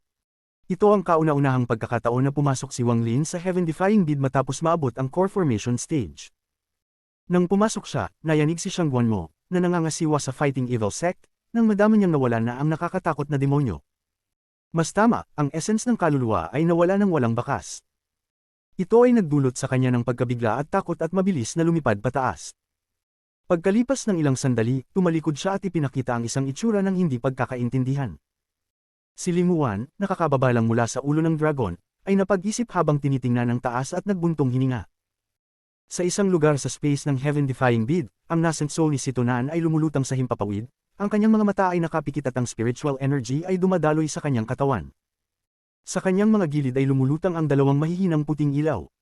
Nakatingin si Wang Lin sa ilalim ng nascent soul at tinignan ang 2 bola ng liwanag. Lumuhad siya sa lupa, nagkawtaw, at sinabi, Mom, Dad, tiyak na maghahanap ako ng magandang asawa para sa inyo, ngunit hindi ito ang tamang panahon. Pagkalipas ng matagal na panahon, kumuha si Wang Lin ng malalim na hininga at itinataas ang kanyang ulo patungo sa nascent soul ni Sitonan. Ang kanyang mga mata ay naglalaman ng malalim na pasasalamat habang siya'y bamulong, Sito, makakarest ka na dahil narating ko na ang core formation stage. Balang araw, maaabot ko ang nascent soul stage, tapos soul formation at soul transformation upang mailabas kita dito. Pagkatapos, hahanap ako ng katawan para sa iyo. Ito ang aking pangako sa iyo. Pagkatapos nito, tumayo si Wang Lin at yumuko sa nascent soul ni Sitonan. Pagkatapos ay nawala ang kanyang katawan habang umalis sa lugar na iyon. Kabanata 156. Sa loob ng lihim na silid sa loob ng ulo ng dragon, isang bahagharing liwanag ang sumek. Habang lumalala ang liwanag, unti-unting nagtipon ang mga ito hanggang sa magpakita si Wang Lin. Paglitaw niya, agad na kumabog ang puso ni Shang Guanmo. Iniisip niya kung anong uri ng teknik ang ginagamit ng nilalang na ito na kayang itago ang kanyang presensya ng buo. Kanina, iniisip niyang baka magamit pa niya ang pagkakataong ito para makawala sa kontrol ni Wang Lin, ngunit ngayon, hindi na niya pinagsikapan pang magkaroon ng ganoong ideya. Hinaplos ni Limuan ang kaliskis ng dragon na parang nag-iisip ng isang bagay. Ang hitsura niya ngayon ay napakapino at tapat habang hinahaplos ang kaliskis ng dragon. Pati na ang mga alon ng kanyang essence ng kaluluwa ay hindi nakakaapekto sa kanya. Unti-unting lumitaw ang isang pagkaunawa sa kanyang mga mata habang tinitingnan ang piraso ng kaliskis ng dragon sa kanyang harapan. Si Wang Lin ay pumasok sa silid at umupo sa lotus na posisyon bago kinuha ang kanyang bag ng pag-iingat. Pagkatapos patumbahin ang lahat ng mga cultivator, daan-daang golden cores ang nasa loob ng kanyang bag ng pag-iingat. Bukod dito, halos lahat ng mga bag ng pag-iingat mula sa mga namatay na cultivator ay nakuha ni Wang Lin. Mabilis niyang inorganisa ang mga ito at napansin na maraming mga yaman at mga flying sword. Gayunpaman, maliban sa isang scroll, wala ni isa sa mga ito na sapat upang makuha ang pansin ni Wang Lin. Ang scroll ay mga 2 talampakan ng haba at kasing kapal ng kanyang braso. Naglalabas din ito ng kaunting espiritual na enerhiya. Naalala ni Wang Lin na galing ito sa isang core formation cultivator na halos binuksan na ito. Sa kasalukuyan, may mga alon ng mga rugo mula sa loob ng scroll. Gayunpaman, hindi naapektuhan ang lakas ng G-Realm Divine Sense ni Wang Lin sa dami ng tao. Kung isa mang tao o grupo, basta't dumaan ang kanyang Divine Sense sa kanila, kung sila ay nasa ibaba ng Nascent Soul Stage, tiyak na mamamatay sila. Sa G-Realm, mayroon pa ring hindi maipaliwanag na pakiramdam si Wang Lin. Sa ilalim ng presyon ng transfer array sa foreign battleground, naramdaman niya ang pagkakaroon nito sa unang pagkakataon at nakuha ang isang kaunting pag-unawa. Ang mga sumunod na taon ng paggamit at pakikipaglaban ay nagbigay daan sa kanya upang maunawaan ang nakakatakot na lakas ng G-Realm. Ngunit hindi niya alam na ang limitasyon ng G-Realm ay nasa huling bahagi ng Nascent Soul. Kung nais niyang pumasok sa Soul Formation Stage gamit ito, malaki ang posibilidad na mabaigaw siya. Ang orihinal na may-ari ng scroll ay patay na, kaya ang Divine Sense na nakalagay dito ay matagal nang nawala. Inimprinta ni Wang Lin ang kanyang sariling Divine Sense sa scroll, ngunit ang kakaibang bagay ay wala namang pagbabago sa scroll. Pareho pa rin ito bago niya ipatong ang kanyang Divine Sense. Mabilis na lumabas ang interes sa mata ni Wang Lin. Kung ito ay isang karaniwang yaman, maaari niyang magamit ito ng malaya pagkatapos alisin ang Divine Sense ng nakaraang may-ari at ipatong ang kanyang sarili. Hanggang hindi ito isang Nascent Soul level na yaman, palaging magiging ganito. Ayon sa mga alon ng espiritual na enerhiya na nagmumula sa scroll, hindi ito tila isang Nascent Soul level na yaman. May ilan ding Nascent Soul level na mga yaman si Wang Lin, isa na dito ang protection na Jade na ibinigay sa kanya ng Nascent Soul cultivator ng Hao Fen, si Zhou Jin. Ang pinakapansin-pansin na katangian ng mga Nascent Soul level na yaman ay ang malalakas na alon ng espiritual na enerhiya na inilalabas nila. Hindi may kukumpara ang isang core formation na yaman dito. Bukod sa Jade, mayroon ding flying sword na kayang mag-teleport. Ayon sa kanyang mga hula, isa rin itong Nascent Soul level na yaman. Kung hindi niya ito pina-blood refine, tiyak na hindi niya magagamit ito ng madali. Habang iniisip ito, hindi niya maiwasang maalala ang Ancient Sword Sheath.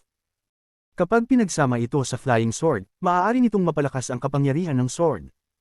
Kahit si Situnan ay hindi nakakita ng tunay nitong kalikasan. Tiyak na hindi ito bababa sa Nascent Soul level, marahil ay isang Soul Formation, o kahit na Soul Transformation na yaman. Matapos lahat, kakaunti lamang ang mga bagay na hindi kayang makita ni Situnan. Napabuntong hininga si Wang Lin. Nasira ito nang sirain ni Teng Huayuan ang kanyang bag ng pag-iingat. Ngunit biglang napansin ni Wang Lin na may mali. Kung ang yaman na iyon ay talagang mataas ang kalidad, hindi sana magagawa ni Teng Huayuan na sirain ito. Kung hindi ito nasira, saan nga kaya napunta ang sword sheath? Lumingon si Wang Lin, at ibinaba ang scroll. Bigla siyang tumayo at naglakad-lakad ng kaunti bago inilagay ang ilang mababang kalidad na materyales sa isang bag ng pag-iingat.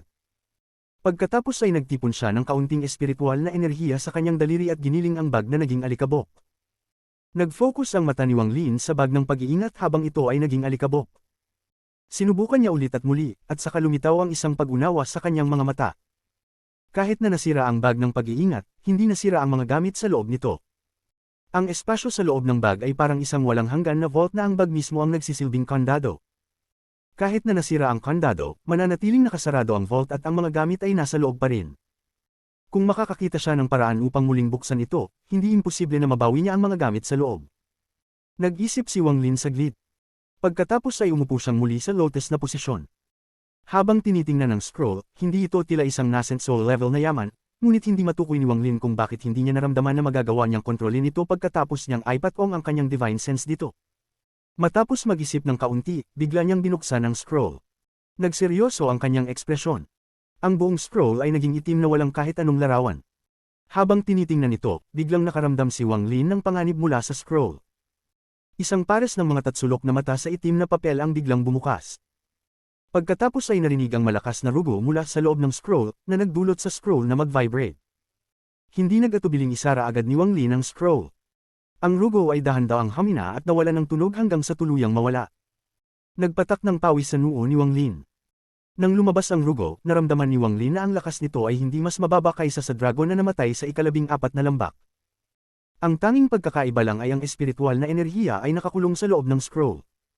Sa puntong ito, naintindihan ni Wang Lin kung bakit hindi pa rin niya magamit ang scroll kahit na inipon niya na ang kanyang divine sense dito. Ang scroll ay isang selyo lamang. Ang tunay na kapangyarihan ng yaman na ito ay nagmumula sa espiritu ng hayop na nakakulong sa loob. Matapos maingat na ilagay ang scroll, nagsimulang mag-isip si Wang Lin. Pagkalipas ng ilang oras, kumuha siya ng isang golden core mula sa kanyang bag ng pag-iingat. Ang kulay nito ay dumilim na. Nag-isip siya ng kaunti bago kumuha ng higit sa 100 golden cores. Lahat ng mga ito ay mapurol, at naglalabas ng pakiramdam ng kamatayan. Kung noon, agad nakakainin ni Wang Lin ang mga ito kapag nakuha, ngunit habang papunta siya dito, sinabi ni Limuan sa kanya na kahit na ang pagkain ng golden cores ay magpapataas ng kanyang antas ng cultivation, magdudulot ito ng pagkasira ng kanyang espiritual na enerhiya at magiging magulo ang kalagayan ng espiritual na enerhiya sa kanyang katawan. Bukod pa rito, may mga iba't ibang katangian ng mga golden core. Kung sobra ang makuha ng kabaligtaran ng katangian nito, magdudulot ito ng pagkakalabit ng espiritual na enerhiya, na magpapawala sa kontrol sa kanya at magpapabaliw kalahating oras. Matapos marinig ito, bagamat ayaw, iniwasan ni Wang Lin ang ideya na diretsyo na kainin ang mga ito. Ayon kay Limuan, hindi magdudulot ng masamang epekto ang pagkain ng mga ito kung unang ipaparefine gamit ang 5-element method. Ngunit ang ganitong klase ng refining skill ay itinuturing na isang demonic method, kaya't tanging narinig lamang ito ni Limuan. Nag-isip saglit si Wang Lin bago ilagay lahat ng mga golden core sa isang bag ng pag-iingat para magamit balang araw kapag natagpuan niya ang 5-element refining method. Pagkatapos, kinuha ni Wang Lin ang Dragon Tendon. Isang banayad na galaw, at lumabas ang demonyo. Lumipad ang demonyo sa paligid ng silid ng isang beses, bago tumano kay Wang Lin na may hitsurang parang may hinagpis. Ang pulang liwanag sa demonyo ay mas matangkad kaysa sa nakaraan. Tinitigan siya ni Wang Lin ng malamig at sinabi, hanggang anong antas ang narating ng iyong cultivation. Maingat na umatras ang demonyo at sinabi, nasa late stage ako ng foundation establishment. Kung hindi lang dahil sa pagnanakaw ng espada sa akin, nakarating sana ako sa core formation. Nagtawanan si Wang Lin at tinignan siya ng matalim. Naramdaman ng demonyo na para siyang tinatamaan ng malamig na hangin mula sa titig ni Wang Lin. Nag-address pa siya at mamurmi, nasa peak ako ng late stage ng foundation establishment, isang hakbang na lang at nasa core formation stage na ako. Habang nagmumura, naisip niyang kung patuloy pa siyang pipilitin ni Wang Lin, baka kailangan na niyang makipaglaban at gamitin ang lahat ng lakas niya. Ngunit ito ay isang ideya lang. Naniniwala ang demonyo na kahit ibuhos pa niya ang lahat ng lakas, wala siyang makakamtan na mabuti mula rito. Ang mata ni Wang Lin ay naging malamig at iniunat ang kamay. Ang demonyo ay sumigaw ng malakas.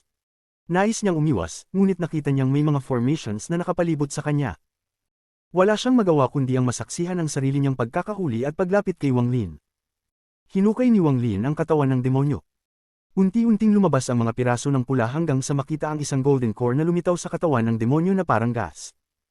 Agad na nawala ang galit ng demonyo. Nahihiyang sinabi, ano ito? Kailan ko nabuo ang core ko? Siguro nakakain ako ng labis kaya't nabuo ito nang hindi ko namamalayan. Habang nagsasalita, nakita ng demonyo ang malamig na titig ni Wang Lin at tumigil siya sa pagsasalita. Nag-isip si Wang Lin ng saglit bago biglang nagtanong, naalala mo na ba ang iyong mga alaala? Agad na nang inig ang demonyo. Ito ang pinakamalaking lihim niya. Nang makarating siya sa core formation stage, may isang bagay na hindi inaasahan na pumasok sa kanyang isipan, ngunit hindi niya kayang sabihin kay Wang Lin. Ngayon, dahil nahuli siya ni Wang Lin, natakot siya agad. Habang nag-iisip, nagtatanong siya sa sarili, dapat ba akong lumaban-laban sa kanya? Labanan siya. Hindi, mukhang hindi ko kayang talunin siya. Nagdesisyon na ako, gagamitin ko lahat ng lakas ko. Nakapaghanda na siyang kumilos nang tumaas ang kanyang ulo at nakita ang isang pulang liwanag sa mga mata ni Wang Lin. Agad niyang naramdaman na may mali at sumigaw siya ng masakit mula sa kirot.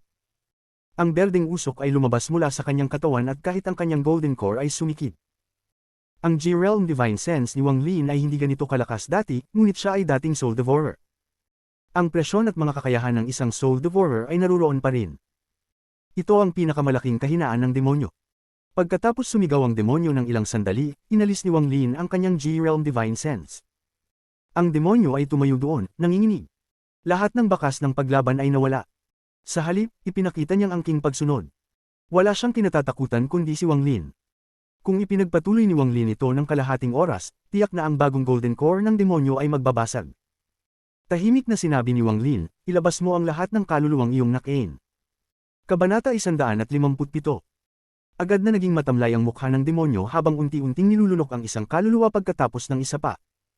Matapos ilabas ang mahigit 40 kaluluwa, ang kanyang golden core ay nasa bingit ng pagkabasag. Ipinagwagayway ni Wang Lin ang kanyang kamay at ang lahat ng 43 kaluluwa ay lumipad patungo sa kanyang noo. Pumasok sila sa kanyang kamalayan at lumutang sa tabi ng kaluluwa ng Core Formation Cultivator mula sa Zuanwu. Ang G-Realm Red Lightning ay dumaan sa bawat kaluluwa. Habang naglalaho ang mga ito, naramdaman ni Wang Lin na ang kanyang sariling kaluluwa ay naging medyo mas malakas. Ang demonyo ay lihim na nagpakalma habang pinagmamasdan si Wang Lin ngunit nagreklamo sa kanyang isip, sobra naman ito. Lahat ng mga kaluluwa na yan ay mga kaluluwang nakuha ko mula sa pinagpalang espada. Balang araw, maghihiganti ako. Hintayin niyo lang na magbalik ang cultivation ko sa nascent soul stage. Habang iniisip niya kung paano niya huhuberin si Wang Lin kapag nakabalik siya sa nascent soul stage, bigla siyang hinawakan ni Wang Lin at ibinalik siya sa Dragon Tendon. Ang demonyo ay naglabas ng ilang hiningang naiinis. Bumulusok muli sa kanyang isip ang nais na lumaban kay Wang Lin. Ngunit, agad din itong nawala nang naisip niyang wala rin siyang makakamtang mabuti kahit pabasagin ang kanyang golden core. Matapos uminom ng isang lagok ng spiritual liquid, naupo si Wang Lin upang mag-cultivate. Habang iniisip ang lakas ng sword cultivation method ni Jie Donglei, kumuha siya ng daan-daang spirit stones. Gagamitin niya ang mga ito upang maglagay ng ilang daang layers ng defensive formation ng turtle shell sa kanyang sarili. Matapos tapusin lahat ito, malalim na huminga si Wang Lin at tinamaan ang gilid ng pader. Dahan-daang bumukas ang bibig ng dragon. Tumayo siya at lumakad palabas. Paglabas niya mula sa bibig ng dragon, nakita niya ang isang kaakit-akit at malambot na figure na nakatayo malapit sa buntot ng dragon.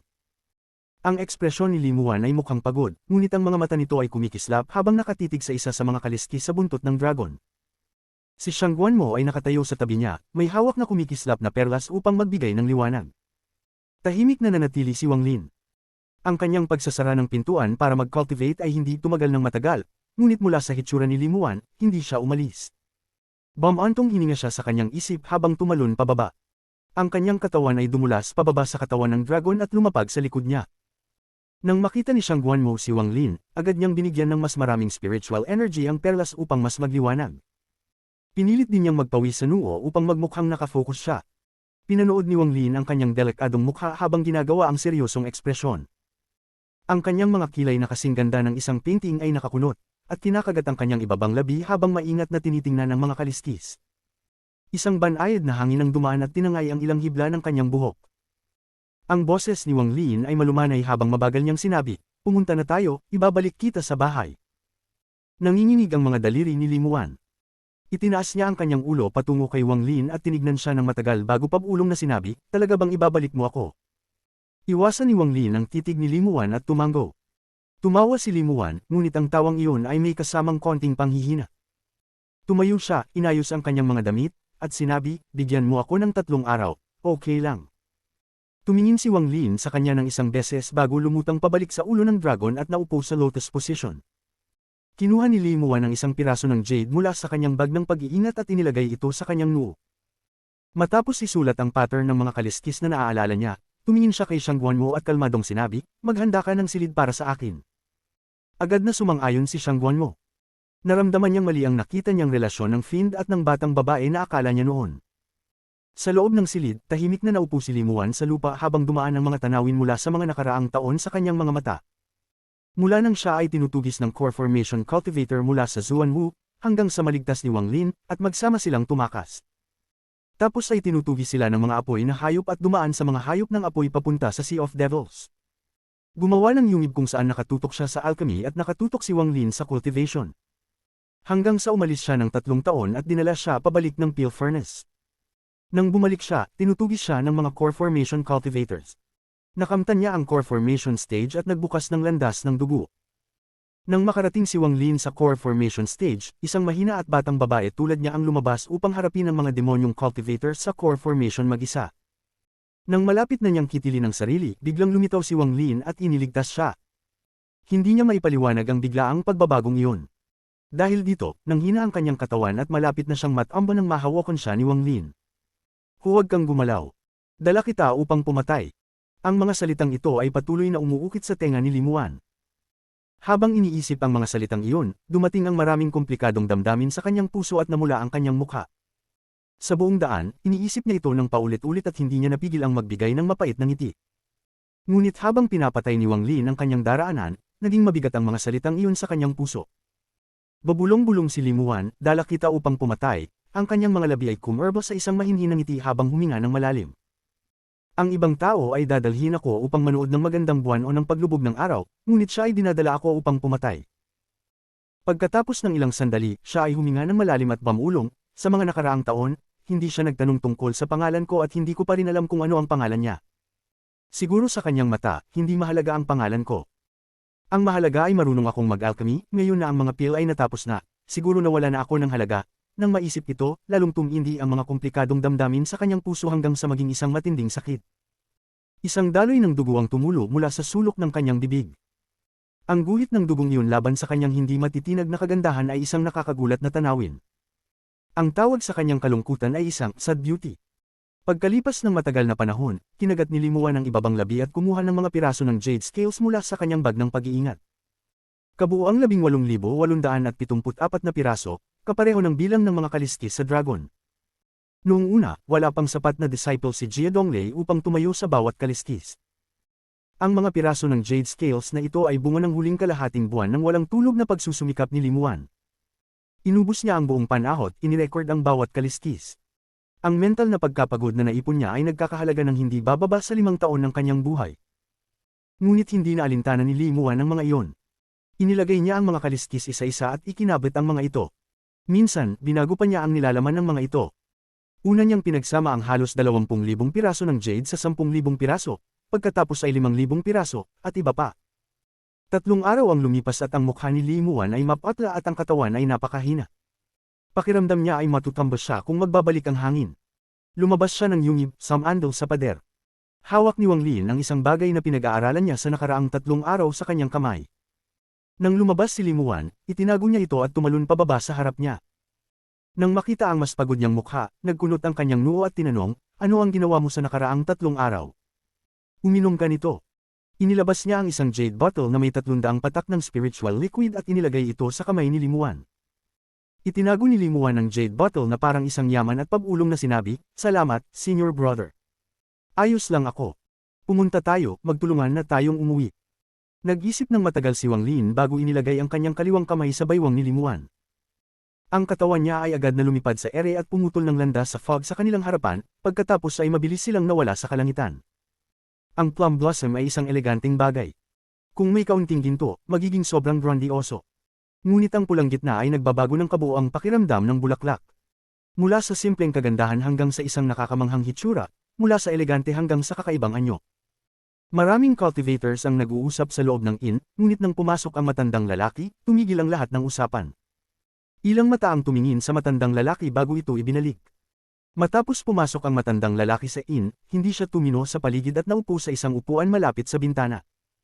Pagkatapos mag-order ng ilang light wine, naupo siya at uminom mag-isa. Minsang nagkukunot ang kanyang noo at minsan ay bumangon.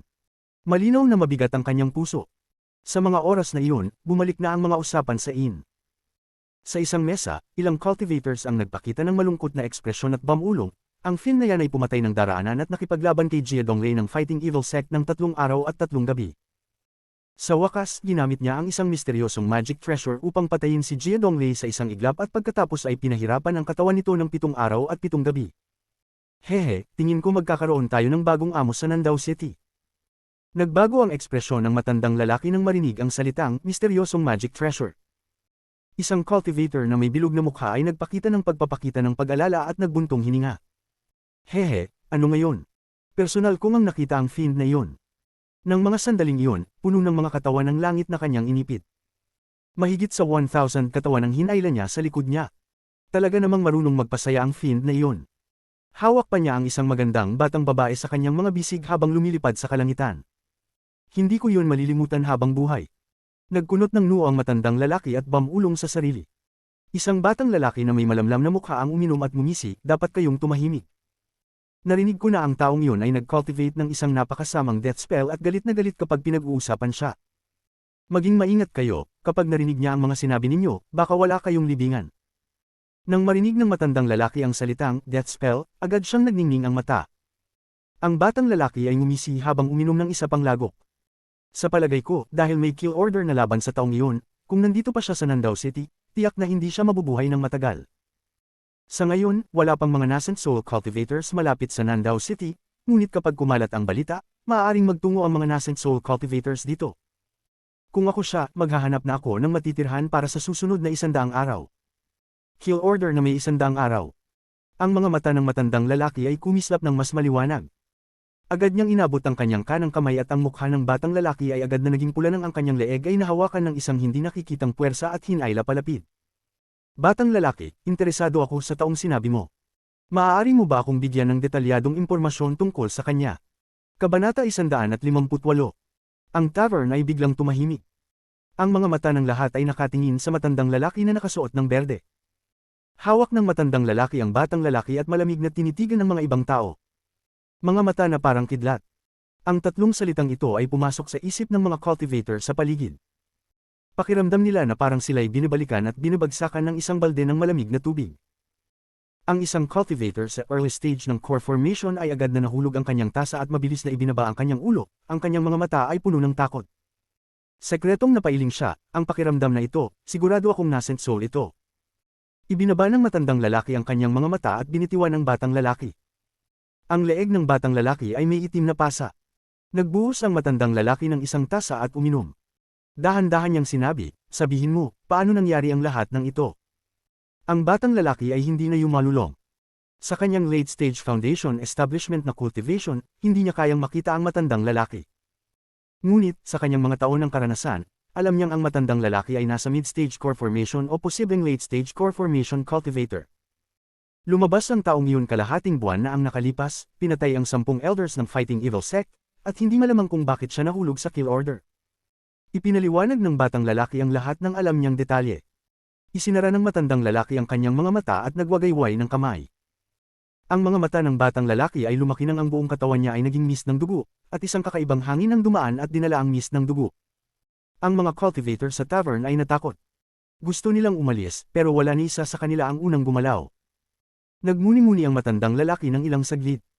Binuksan niya ang mga mata at tinutok ang tingin sa early stage core formation cultivator at sinabi, "Ikaw, lumapit ka dito." Nang inig ang katawan ng core formation cultivator at mabilis na tumayo at lumapit sa isang talampakan mula sa matandang lalaki.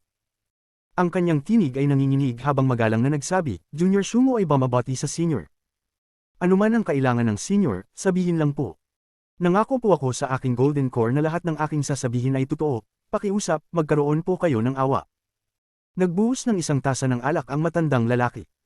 Nang uminom ito, sinabi niya, "Simula nang pumasok ako sa tavern, tuwing binabanggit ang taong iyon, ang spiritual energy sa katawan mo ay nawawala sa kontrol. Sa tingin ko, sigurado akong nakita mo siya ng personal." Huminga ng malalim si Sumo. Natatakot siya at mahina ang tinig na bamulong, "Oo, senyor, nakita ko na po ang taong iyon." Ano ang cultivation level niya? Isang misteryosong liwanag ang kumislap sa mga mata ng matandang lalaki nang itanong ito. Iyan ang pinaka-importante sa kanya. Kaya rin siya pumatay sa batang lalaki, marami itong sinabi pero hindi binanggit kung anong cultivation level ng taong iyon. Early stage core formation. Si Sumo ay nag-alinlangan at mabilis na nagdagdag, "Senyor, ang tao ay mukhang nasa early stage core formation lamang, ngunit may dalawang bagay siyang kagamitan." Nang marinig ang mga salitang, "dalawang kagamitan," bagamat hindi nagbago ang ekspresyon ng matandang lalaki, nag-ingat siya. Isa sa kanila ay isang flying sword na kayang mag-teleport. Medyo na-disappoint ang matandang lalaki, nagbuhos ng isang tasa ng alak at uminom. Pinagmasdan ni Sumo ang matandang lalaki at nag-alinlangan, "May isa pa po. Hindi po talaga naiintindihan ng junior kung ano ito. Nakita ko lang ang isang pulang liwanag at may isang bagay sa loob ng liwanag. Pero, sino man na matamaan ng pulang liwanag ay namamatay at ang katawan nila ay nagiging kalansay." Nag-isip ang matandang lalaki ng saglit, pagkatapos ay tumayo siya, nagbaba ng isang piraso ng mababang kalidad na spirit stone, at hinawakan si Sumo. Agad silang naglakbay ng higit sa 1,000 kilometro. Pag-alis nila, ang mga cultivators sa tavern ay nagdanas ng takot. Ang tatlong salitang pumapasok sa isipan ng lahat ay, "nascent soul cultivator." Sa gabay ni Sumo, ang matandang lalaki ay nag-teleport patungo sa Fighting Evil Sect sa loob ng kalahating oras. Pinakalat niya ang kanyang makapangyarihang divine sense at natagpuan si Shangguanmo. Sa gulat ni Shangguanmo, nagawang kunin ng matandang lalaki ang isa pang patak ng kanyang soul essence blood upang gamitin ang koneksyon ng dalawang patak para subaybayan si Wang Lin. Pagkatapos ay ibinaba niya si Sumo at mabilis na umalis. Samantala, si Wang Lin ay mabilis na gumagalaw habang buhat si Limuan. Ang flying sword ay gumawa ng daan sa makapal na hamog ng Sea of Devils. Ang Sea of Devils ay napapaligiran ng hamog buong taon, ngunit isang buwan lamang bawat taon na ang hamog ay nagiging tubig. Sa lahat ng taon na nanatili si Wang Lin sa Sea of Devils, dahil sa pagsasara niya ng cultivation, hindi niya naranasan ang phenomenon na ito. Isang buwan matapos pumasok sa ika-14 na lambak, nagiging dagat ang hamog. Nangyaring ito tuwing taon sa 3 taon niyang pananatili doon, at ngayon ay malapit nang mangyari muli. Iba si Limuan. Naranasan niya ito tuwing taon. Sa proteksyon ng formation, hindi nakapasok ang seawater sa kuweba, ngunit malinaw niyang nakikita ang malalim na asol na dagat sa labas, pati na ang ilang bihirang spirit beasts na dumadaan. Malapit sa 4 na taon ng panahon, kaya't ang hamog ay naging dagat ng 4 na beses. Bawat pagkakataon, si Limuan mismo ang namamahala sa formation at tanging pagkatapos lamang nito siya nakakaramdam ng kaunting ginhawa. Masiksik ang hamog ngayon kumpara ng unang dumating sila sa Sea of Devils. Ang ilang bahagi ng hamog ay naging tubig na. Habang ang dalawa ay lumilipad pataas, lalong sumiksik ang hamog hanggang sa pakiramdam nila ay parang lumalangoy na sila sa tubig. Bumulong si Limuan, malapit na itong maging dagat. Hindi sumagot si Wang Lin. Bigla siyang huminto at nagsimulang obserbahan ang hamog sa paligid. Nakita niyang ang mabagal na paggalaw ng hamog ay kumikilos ng mas mabilis kaysa dati. Para bang ito ay tinutulak paaban. Pati na rin ang mga nilalang sa paligid ay kumakalat sa lahat ng direksyon maliban sa harap. Nakita ni Limuan ang ekspresyon ni Wang Lin at bumulong, "Ano iyon, senior brother?" Wala. Pagkatapos magsalita ni Wang Lin, mas mabilis siyang lumipad pasulong. Pakiramdam niya'y hindi komportable. Mula sa paggalaw ng hamog, malinaw na may isang tao na mabilis na lumilipad patungo sa direksyon nila. Ang taong humahabol ay isang napakamalakas na cultivator. Imposibleng magdulot ng ganitong epekto sa hamog kung hindi. Dagdag pa rito, ang mga nilalang sa paligid ay nagkakalat sa lahat ng direksyon maliban sa harap. Lalo pang naging tiyak si Wang Lin na may humahabol sa kanila mula sa likuran. Madali itong ipaliwanag. Kung may isang grupo ng maliliit na isda na lumalangoy sa tubig at may isang napakabilis na espada na dumaan sa kanila, agad silang magkakalat sa lahat ng direksyon maliban sa harap. Madali itong naaalala ni Wang Lin mula sa kanyang kabataan, nang maglaro siya sa mga ilog sa kanilang baryo kasama ang iba pang mga bata. Nang makita niyang nangyayari ito, naisip niyang ito ay isang senyales ng abnormalidad. Naging malamig ang mga mata ni Wang Lin nang kinuha niya ang spirit liquid at mabilis na tinanghal ang isang malaking higop. Agad na pinaikot ng golden core sa kanyang katawan at sinipsip ang spiritual energy mula sa likido, na nagpapaintulot sa kanya na maglabas ng mas maraming spiritual energy. Bilang resulta, tumaas ang kanyang bilis. Naramdaman ni Limuan ang kaba ni Wang Lin. Mabilis niyang kinuha ang ilang mga materyales at gumawa ng mga simpleng formation na itinapon niya sa likuran nila. Tumingin si Wang Lin sa likuran at nagpakita ng isang ekspresyon ng paghanga. Nakaramdam si Limuan ng tamis sa kanyang puso, ngunit dahil sa sobrang paggamit ng kanyang enerhiya dati, pakiramdam niya ay wala na siyang lakas. Nang makita niyang tumaas ang bilis ni Wang Lin pagkatapos uminom ng spirit liquid, nagatubili siya ng kaunti bago kinuha ang bote ng spirit liquid na ibinigay ni Wang Lin. Uminom siya ng ilang patak at agad na nagulat. Maingat niyang ibinalik ang bote at patuloy na gumawa ng mga formation. Habang ang dalawa ay lumilipad ng mas mataas, isang hindi nakikitang puwersa ang unti-unting sumulpot. Ito ang pressure ng dagat na natatangi sa Sea of Devils. Ang sinumang susubok na umalis ay kailangang humarap sa pressure na ito. 70,000 kilometro sa likuran ni Wang Lin, pinatama ng matandang lalaki ang kanyang bag of holding at kinuha ang isang berdeng gourd. Agad itong lumaki ng 100 beses mula sa orihinal na laki. Ang matandang lalaki ay malayang naupo sa gourd habang mabilis itong lumilipad pasulong. Dahil sa gourd, tumaas ang bilis ng matandang lalaki nang hindi bababa sa doble. Habang gumagalaw si Wang Lin, naramdaman niyang lumalakas ang pushing force ng hamog. Bagamat may ilang bahagi nito ay dulot ng kanyang sariling bilis, malinaw na ang taong humahabol sa kanya ay pinataas ang bilis gamit ang isang hindi kilalang pamamaraan. Ang hamog sa Sea of Devils ay kumalat na at naging tubig. Kung titingnan mula sa ibabaw ng Sea of Devils, makikita na ang hamog ay mas manipis na, sapat na upang makita sa ilalim nito. Sa ilalim ng liwanag ng buwan, kumikislap ang Sea of Devils. Para bang isang patong ng tubig ang nabuo na. Ang tubig ay mabilis na kumalat habang tumatagal at ang mga alon ay sumasabog habang tumama sa baybayin. Nakunat ang noo ng matandang lalaki mula sa kanyang upuan sa gourd. Sa harap niya ay may mga maayos na inilatag na active formations. Bagamat mahina ang mga formations at hindi siya nag-aalala, kung patuloy niyang tatamaan ang mga ito isa-isa, magiging sagabal pa rin ito. Bumantang hininga ang matandang lalaki, nagwagi ng kamay, at pinatama ang gourd. Ang selyo ng gourd ay nagbukas at isang malakas na puwersa ang itinulak palabas. Isang ripple ang nagsimulang kumalat mula sa bibig ng gourd. Lahat ng formations na tinamaan ng mga ripple ay agad na nawasak. Pati ang hamog at tubig ng dagat ay itinulak, lumilikha ng isang tunnel papasulong. Umupo ang matandang lalaki sa ibabaw ng gourd habang mabilis siyang dumaan sa tunnel. Ang katawan ni Wang Lin ay basang-basa na ng tubig. Kumuha siya ng isa pang higop ng spirit liquid at mabilis na dumaan pasulong papasok sa bumabang dagat. Hinihigpitan ni Wang Lin si Limuan at itinulak ang kanyang katawan pasulong. Ang katawan niya ay gumalaw sa tubig na parang isang isda. Hindi nagtagal, nakita niyang ang ibabaw ng dagat. Nagiging malamig ang kanyang mga mata habang itinuturo ang kanyang kamay at biglang nawala ang flying sword. Pagkatapos, hinugot ni Wang Lin si Limuan mula sa tubig na parang isang espada na tumusok sa langit. Paglabas ng dalawa mula sa tubig, sila'y nawala sa isang guhit ng liwanag. Ang crystal sword ay gumagalaw ayon sa alon, naghihintay ng tamang sandali upang umatake. Isang kalahating oras pagkatapos, isang malaking swirly na naganap sa dagat. Ang swirl ay may lapad na 100 metro at gumagalaw sa isang direksyon. May isang itim na tunnel na konektado sa ilalim ng Sea of Devil sa gitna ng swirl. Isang berdeng gourd ang dahan-daang umangat mula sa tunnel. Kabanata 159. Ang matandang lalaki na may berdeng damit ay umupo sa ibabaw ng gourd at tumingin sa langit. Hinampis niya ang gourd at malapit nang lumipad pataas nang magbago ang kanyang ekspresyon. Itinaas niya ang dalawang daliri at ipiniga ang isang kristal na liwanag na biglang lumitaw sa harap ng kanyang mukha. Bumantong hininga siya, ngunit ang ngisi niya ay agad nagbago. Ang kristal na liwanag sa pagitan ng kanyang mga daliri ay dahan-daang nawala. Isang after image ito. Biglang inilipat ng matandang lalaki ang kanyang ulo habang dumaan ang kristal na liwanag sa kanyang mukha. Ang kristal na liwanag ay kumislap ng ilang beses bago tuluyang nawala. Hindi tumigil ang matandang lalaki, ngunit ang kanyang mukha ay naging madilim. Pinunasan niya ang dugo sa kanyang pisngi gamit ang kanyang daliri, at pagkatapos ay inilapit ang daliri sa kanyang bibig at nilasahan ang dugo bago pumikit upang mag-isip. Ang batang ito ay matapang. Matapos ang ilang sandali, binuksan niya ang kanyang mga mata at hinampas ang gourd. Ang gourd ay lumiit pabalik sa orihinal nitong laki. Binuksan niya ang gourd at uminom. Ang likido sa loob ay naglabas ng matamis na amoy ng alak. Hao Fen.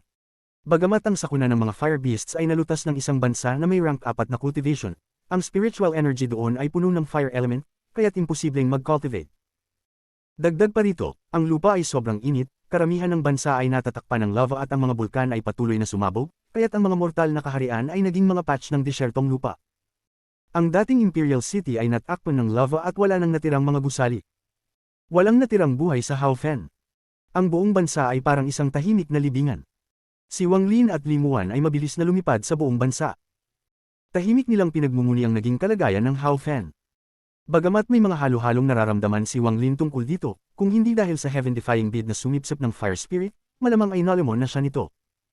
Lahat ng ito ay maaari lamang ituring na isang pagkakataon. Walang tama o mali. Kung binigyan siya ng pagkakataon sa oras na iyon, kahit na alam ang magiging resulta, gagawin pa rin niya ang parehong bagay. Ang dalawa ay lumipad sa kalangitan na parang isang shooting star. Di nagtagal, dumaan sila sa lugar kung saan sila unang nagkita. Tumingin si Limuan kay Wang Lin ngunit hindi nagsalita. Si Wang Lin naman ay abala sa iniisip ang taong humahabol sa kanila at walang panahon para mag-isip ng iba. Biglang iniunat ni Wang Lin ang kanyang braso at ang kristal na flying sword ay dumapo sa kanyang kamay. Biglang huminto si Wang Lin habang tinitingnan ang bakas ng dugo sa flying sword. Pinunasan niya ang dugo gamit ang kanyang kamay at pagkatapos tumitig dito ng ilang sandali, naging magulo ang kanyang ekspresyon. Ramdam niya ang matinding spiritual energy mula sa dugong ito. Ang dami ng spiritual energy sa maliit na dami ng dugong ito. Anong uri ng cultivation level na kaya ang narating ng taong ito? Kumuha siya ng isang jade bottle at inilagay ang dugo dito. Sa ngayon, nararamdaman niyang parang may bundok na nagpapabigat sa kanyang dibdib. Tumingin siya sa higanteng, Punish, na nasa itaas ng kanyang ulo at ngumisi, pagkatapos ay lumipad ng mas mabilis habang buhat si Limuan. Pagkatapos nilang mabilis na tawirin ang hangganan ng Hao Fen, nakita nila ang bundok kung saan orihinal na itinayo ng Hao Fen Union ang kanilang base. Ang apat na bandila ng Hao Fen ay nakatayo ng mataas sa tuktok ng bundok, na nagpapakita na ang lugar na ito ay pag-aari ng Hao Fen Union. Pagdating nila rito, huminto si Wang Lin. Nagmuni-muni siya saglit at pagkatapos ay sinabi, ihahatid na kita. Bumagat si Limuan sa kanyang ibabang labi habang tinitingnan ang kanilang likuran at nagsabi, paano kung sumama ka sa akin pabalik sa Luhi sect at magtago muna? Tahimik na sinabi ni Wang Lin, wala nang kailangan. Pagkatapos ay nagatubili siya saglit habang tinitingnan si Limuan. Hinampis niya ang kanyang noo at lumabas ang soul essence blood ni Limuan. Hindi ito agad ibinalik ni Wang Lin, ngunit nag-iwan siya ng isang bakas ng kanyang G-realm dito bago ito ibalik. Dahan-daang sinabi ni Wang Lin, salamat sa mga nakaraang 4 na taon. Nag-iwan ako ng isang piraso ng aking divine sense sa iyong soul essence blood. Wala nang makakapasakit sa iyo mula sa mga nasa ilalim ng nascent soul stage. Ipinakita ni Limuan ang isang komplikadong itsura at nagtanong, may pagkakataon ba tayong magkita muli sa hinaharap? Nag-isip saglit si Wang Lin bago humugot ng buntong hininga. Hindi siya sumagot sa tanong ngunit kumuha siya ng isang bagay mula sa kanyang bag of holding at ibinigay ito kay Limuan. Ito ay ang 100 Beast Pill Furnace. Nakuha niya ito muli matapos patayin si Kun Sang. Kinuha ni Limuan ang 100 Beast Pill Furnace. Matapos itong pagmasdan ng ilang sandali, itinaas niya ang kanyang ulo at nagsabi, ito ang mga pill na ginawa ko sa mga nakaraang taon. Ang Jade ay may paliwanag tungkol sa bawat isa. Pagkatapos, kumuha siya ng higit sa 10 maliliit na bote at inabot ito kay Wang Lin, kasama ang isang piraso ng Jade. Matapos matanggap ni Wang Lin ang mga ito, inilagay niya ang mga ito sa kanyang bag of holding. Tumingin siya kay Limuan at pinagsaluhan ng kamay. 4 na taon na ang nakalipas, ipinangako kong ibabalik kita rito ng ligtas. Ngayon na nagawa ko na, wala na tayong utang sa isa't isa. Column. Malapit nang umalis si Wang Lin nang biglang sumigaw si Limuan, Senior Brother, ito ang aking regalo sa iyo. Pagkatapos ay kumuha siya ng isang puting jade at itinapon ito kay Wang Lin. Pagkatapos, hindi na lumingon pa, lumipad siya patungo sa Haofen Union. Nahulog ang jade sa kamay ni Wang Lin at inscan ito. Ang mensahe na iniwan ni Limuan sa loob nito ay umalingaw sa kanyang mga tainga. Senior Brother, hindi ko alam kung anong pangalan mo dahil hindi mo ito sinabi sa akin sa mga nakaraang 4 na taon. Naniniwala akong hindi mo rin alam ang pangalan ko. Nagpapasalamat ako sa lahat ng beses na iniligtas mo ako sa mga nakaraang 4 na taon. Ang mga oras na ginugol ko sa Sea of Devils ay hindi ko malilimutan. Dahil ang ating paghihiwalay ay hindi maiiwasan, at alam ko na madalas kang pumasok sa closed-door cultivation, ipinagkakalob ko sa iyo ang jade na ito. Ang jade na ito ay ang epitome ng aking kasanayan sa formation. Nasa loob nito ang Fighting Evil Sects Battle Dragon Formation na may mga pagpapabuti. Ang formation na ito ay isang pagsasanib ng atake at depensa, ngunit kung ikukumpara sa atake, ang depensa ang tunay na layunin ng formation na ito. Kung maaari nitong protektahan ka ng ilang sandali kapag ikaw ay nahaharap sa panganib, magiging kontento na ako. Hawak ang jade, pinakinggan ang mga salita ni Limuan at tinitingnan ang kanyang anyo na unti-unting naglalaho sa distansya, nagsimulang mag-isip si Wang Lin. Itago niya ang jade, pagkatapos ang kanyang katawan ay biglang lumapag sa lupa. Pagkatapos ng isang hakbang, siya'y nawala. Matapos lumayo, hinaplos niya ang kanyang noo at nawala siya sa isang liwanag. Pumasok siya sa heaven-defying bid, at sa sandaling iyon, nawala ang kanyang presensya. Desidido na si Wang Lin na papasok sa heaven-defying bid pagkatapos niyang may hatid si Limuan. Ang kill order ay tatagal ng 100 araw. Para sa kanya, ilan pang mga araw na dagdag na cultivation sa loob ng heaven-defying bid. Ito rin ang dahilan kung bakit, bagamat alam niya ang panganib ng kill order, pinatay pa rin niya si Chen Kun.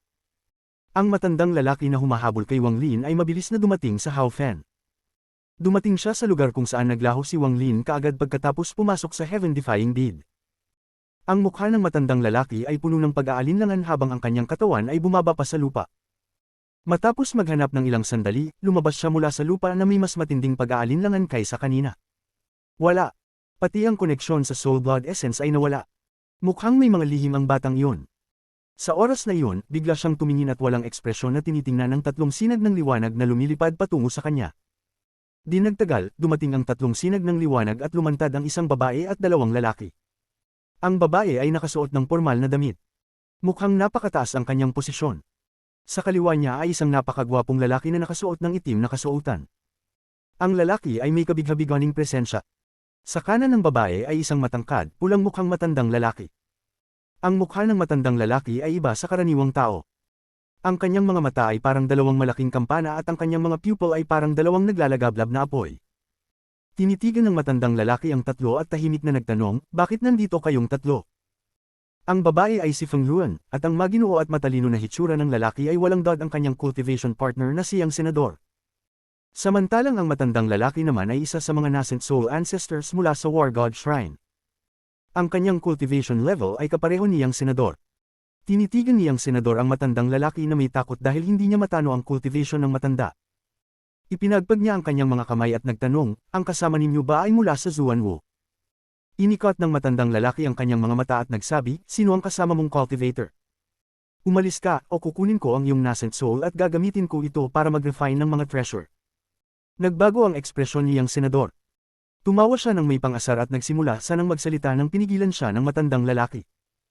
Nakatingin ang matandang lalaki sa mga mata ng kampana at ang kanyang mga mata ay sumak sa mga 7 gintong plum na bulaklak na nasa damit ng matanda at nagtanong, "Galing po ba kayo sa Sea of Devils?"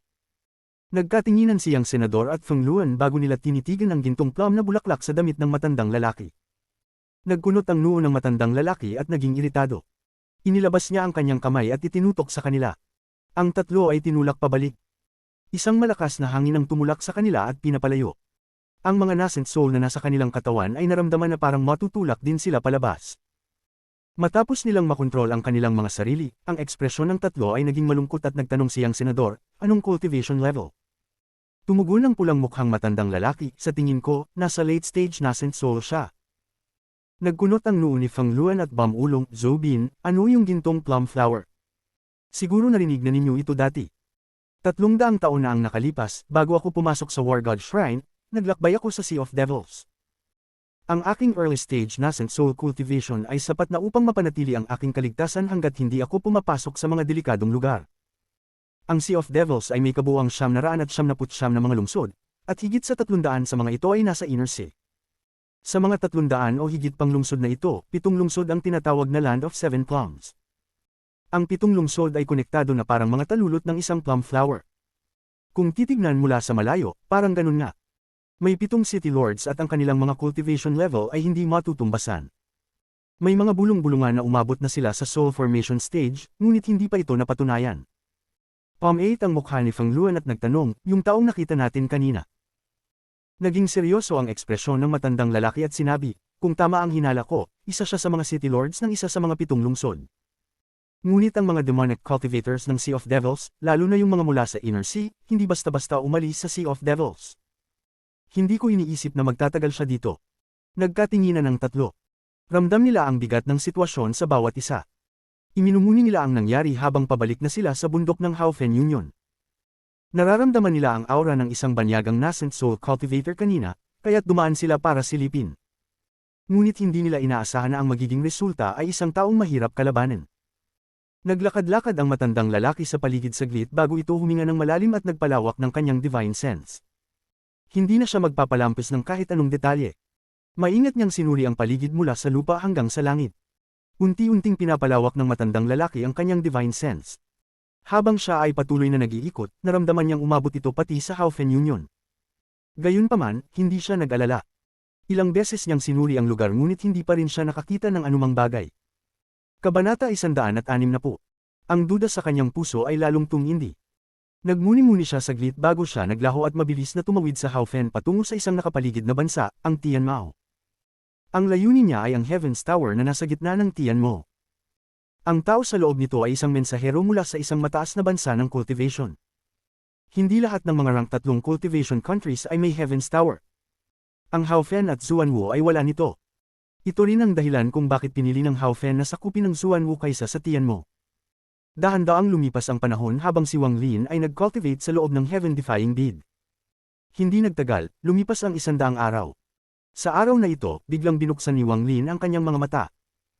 Ang punish sa ibabaw ng kanyang ulo ay unti-unting naging mas maliwanag at naglaho, hanggang sa naging gray na ito mula sa kulay dugong pula. Isang hindi nakikitang alon ang lumitaw at nagsimulang itulak palabas ng dahan-dahan. Ang heaven-defying bead na dati ay naglalabas ng banayad na liwanag, ngunit sa sandaling ito, nagsimula itong magningning ng maliwanag. Habang ang alon ay kumakalat, lalong dumami ang mga liwanag na kumikislap. Sa huli, bawat liwanag sa paligid ay kumikinang ng maliwanag. Nakatitig si Wang Lin sa tanawin sa harap niya. Siya ay nagulat. Hindi nagtagal pagkatapos ng pag-urong ng punish sa ibabaw ng kanyang ulo, naramdaman ni Wang Lin ang malalakas na alon ng espiritual na enerhiya. Ang mga alon ng enerhiya ay lalong lumakas hanggang sa isang gray na spherical pill ang lumitaw sa hangin. May kaunting apoy na lumulutang sa ibabaw ng pill. Iniabot ni Wang Lin ang kanyang kamay patungo dito at bumaba ito papunta sa kanyang kamay hanggang sa maging 1 pulgada na lamang mula sa kanyang palad. Sinuri ito ni Wang Lin gamit ang kanyang divine sense at natuklasan na ang espiritual na enerhiya na nasa pill na ito ay tumutugma sa kabuuang cultivation ng isang cultivator sa mid-stage ng core formation.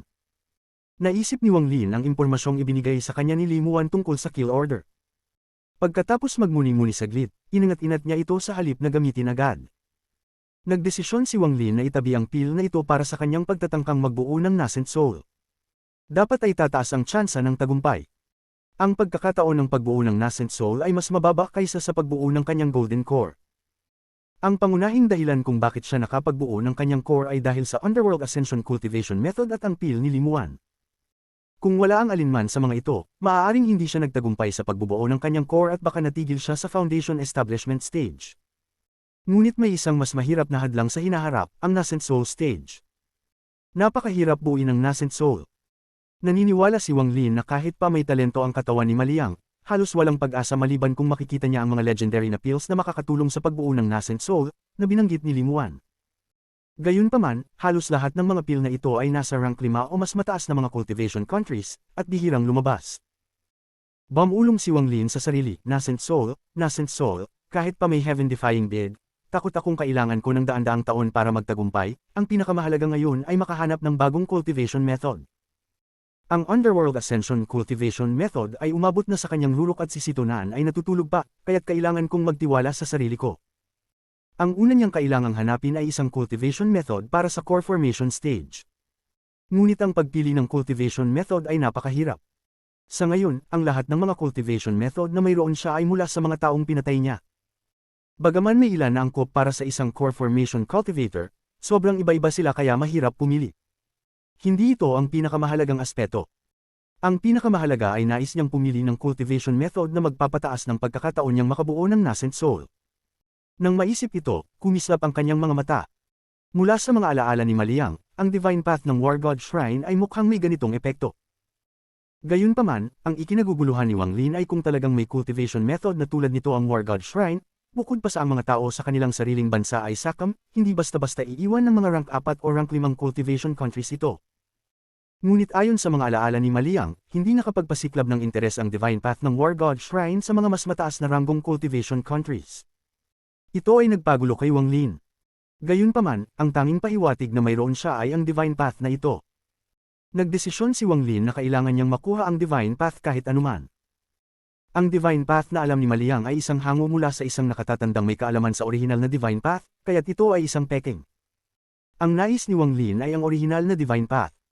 Lahat ng ginawa ni Wang Lin ay upang tiyakin na magtatagumpay siyang makabuo ng kanyang nascent soul sa hinaharap. Tanging sa paghahanda ngayon makakaya niyang mapataas ang tsansa ng tagumpay. Ngunit hindi sapat ang isang cultivation method upang magbigay kay Wang Lin ng tiwala. Napakahirap buuin ang nascent soul.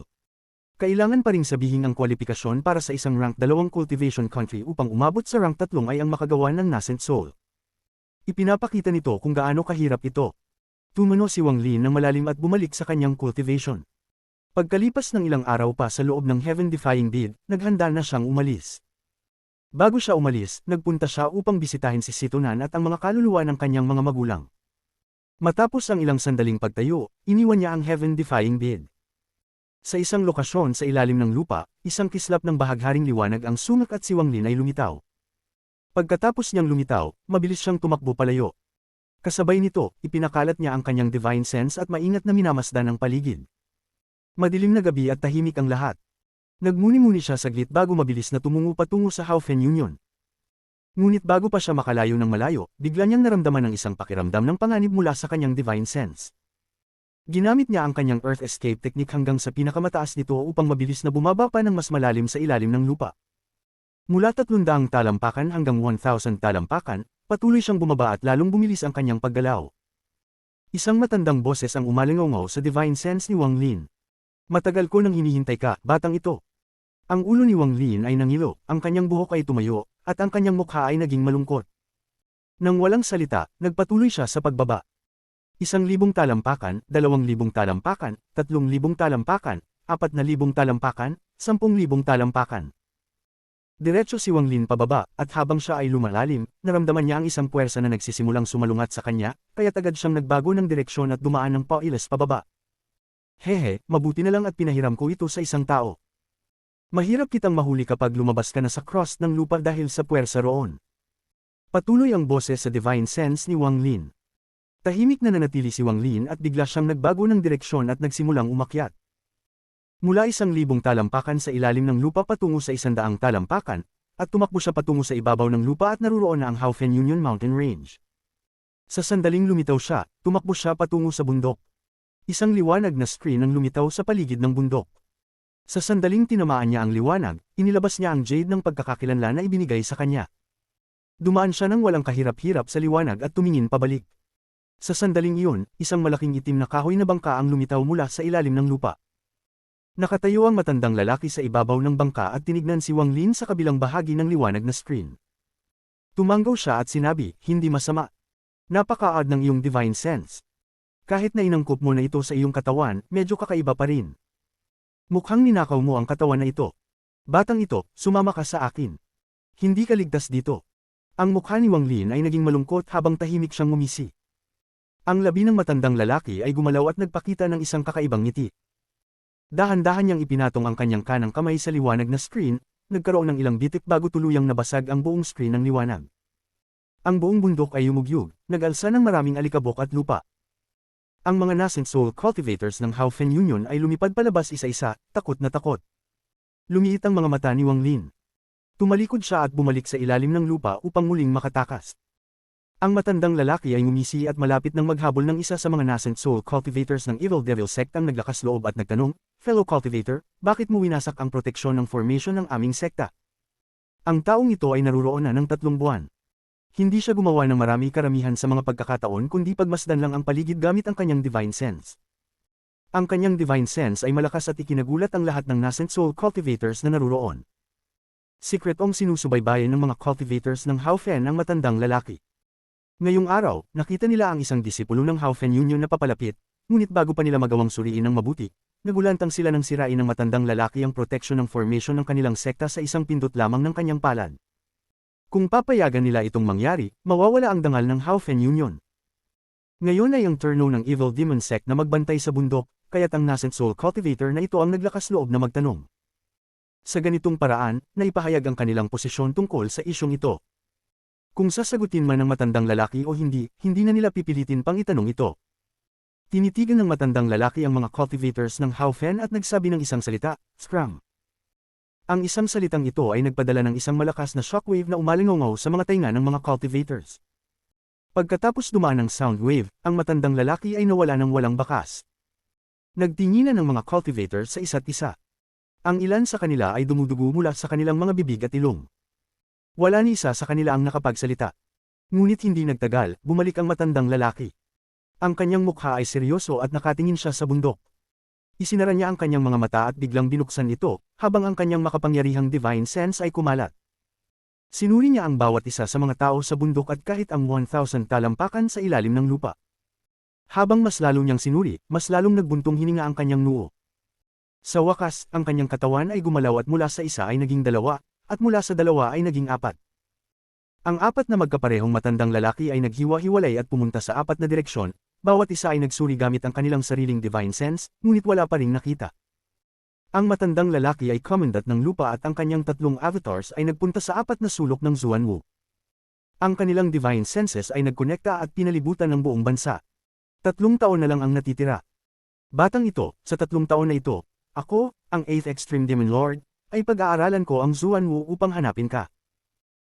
Kung hindi pa dahil kailangan ng death spell upang makatawid, hindi ko sana ginugol ang lahat ng panahong ito sa pagkuha sa iyo.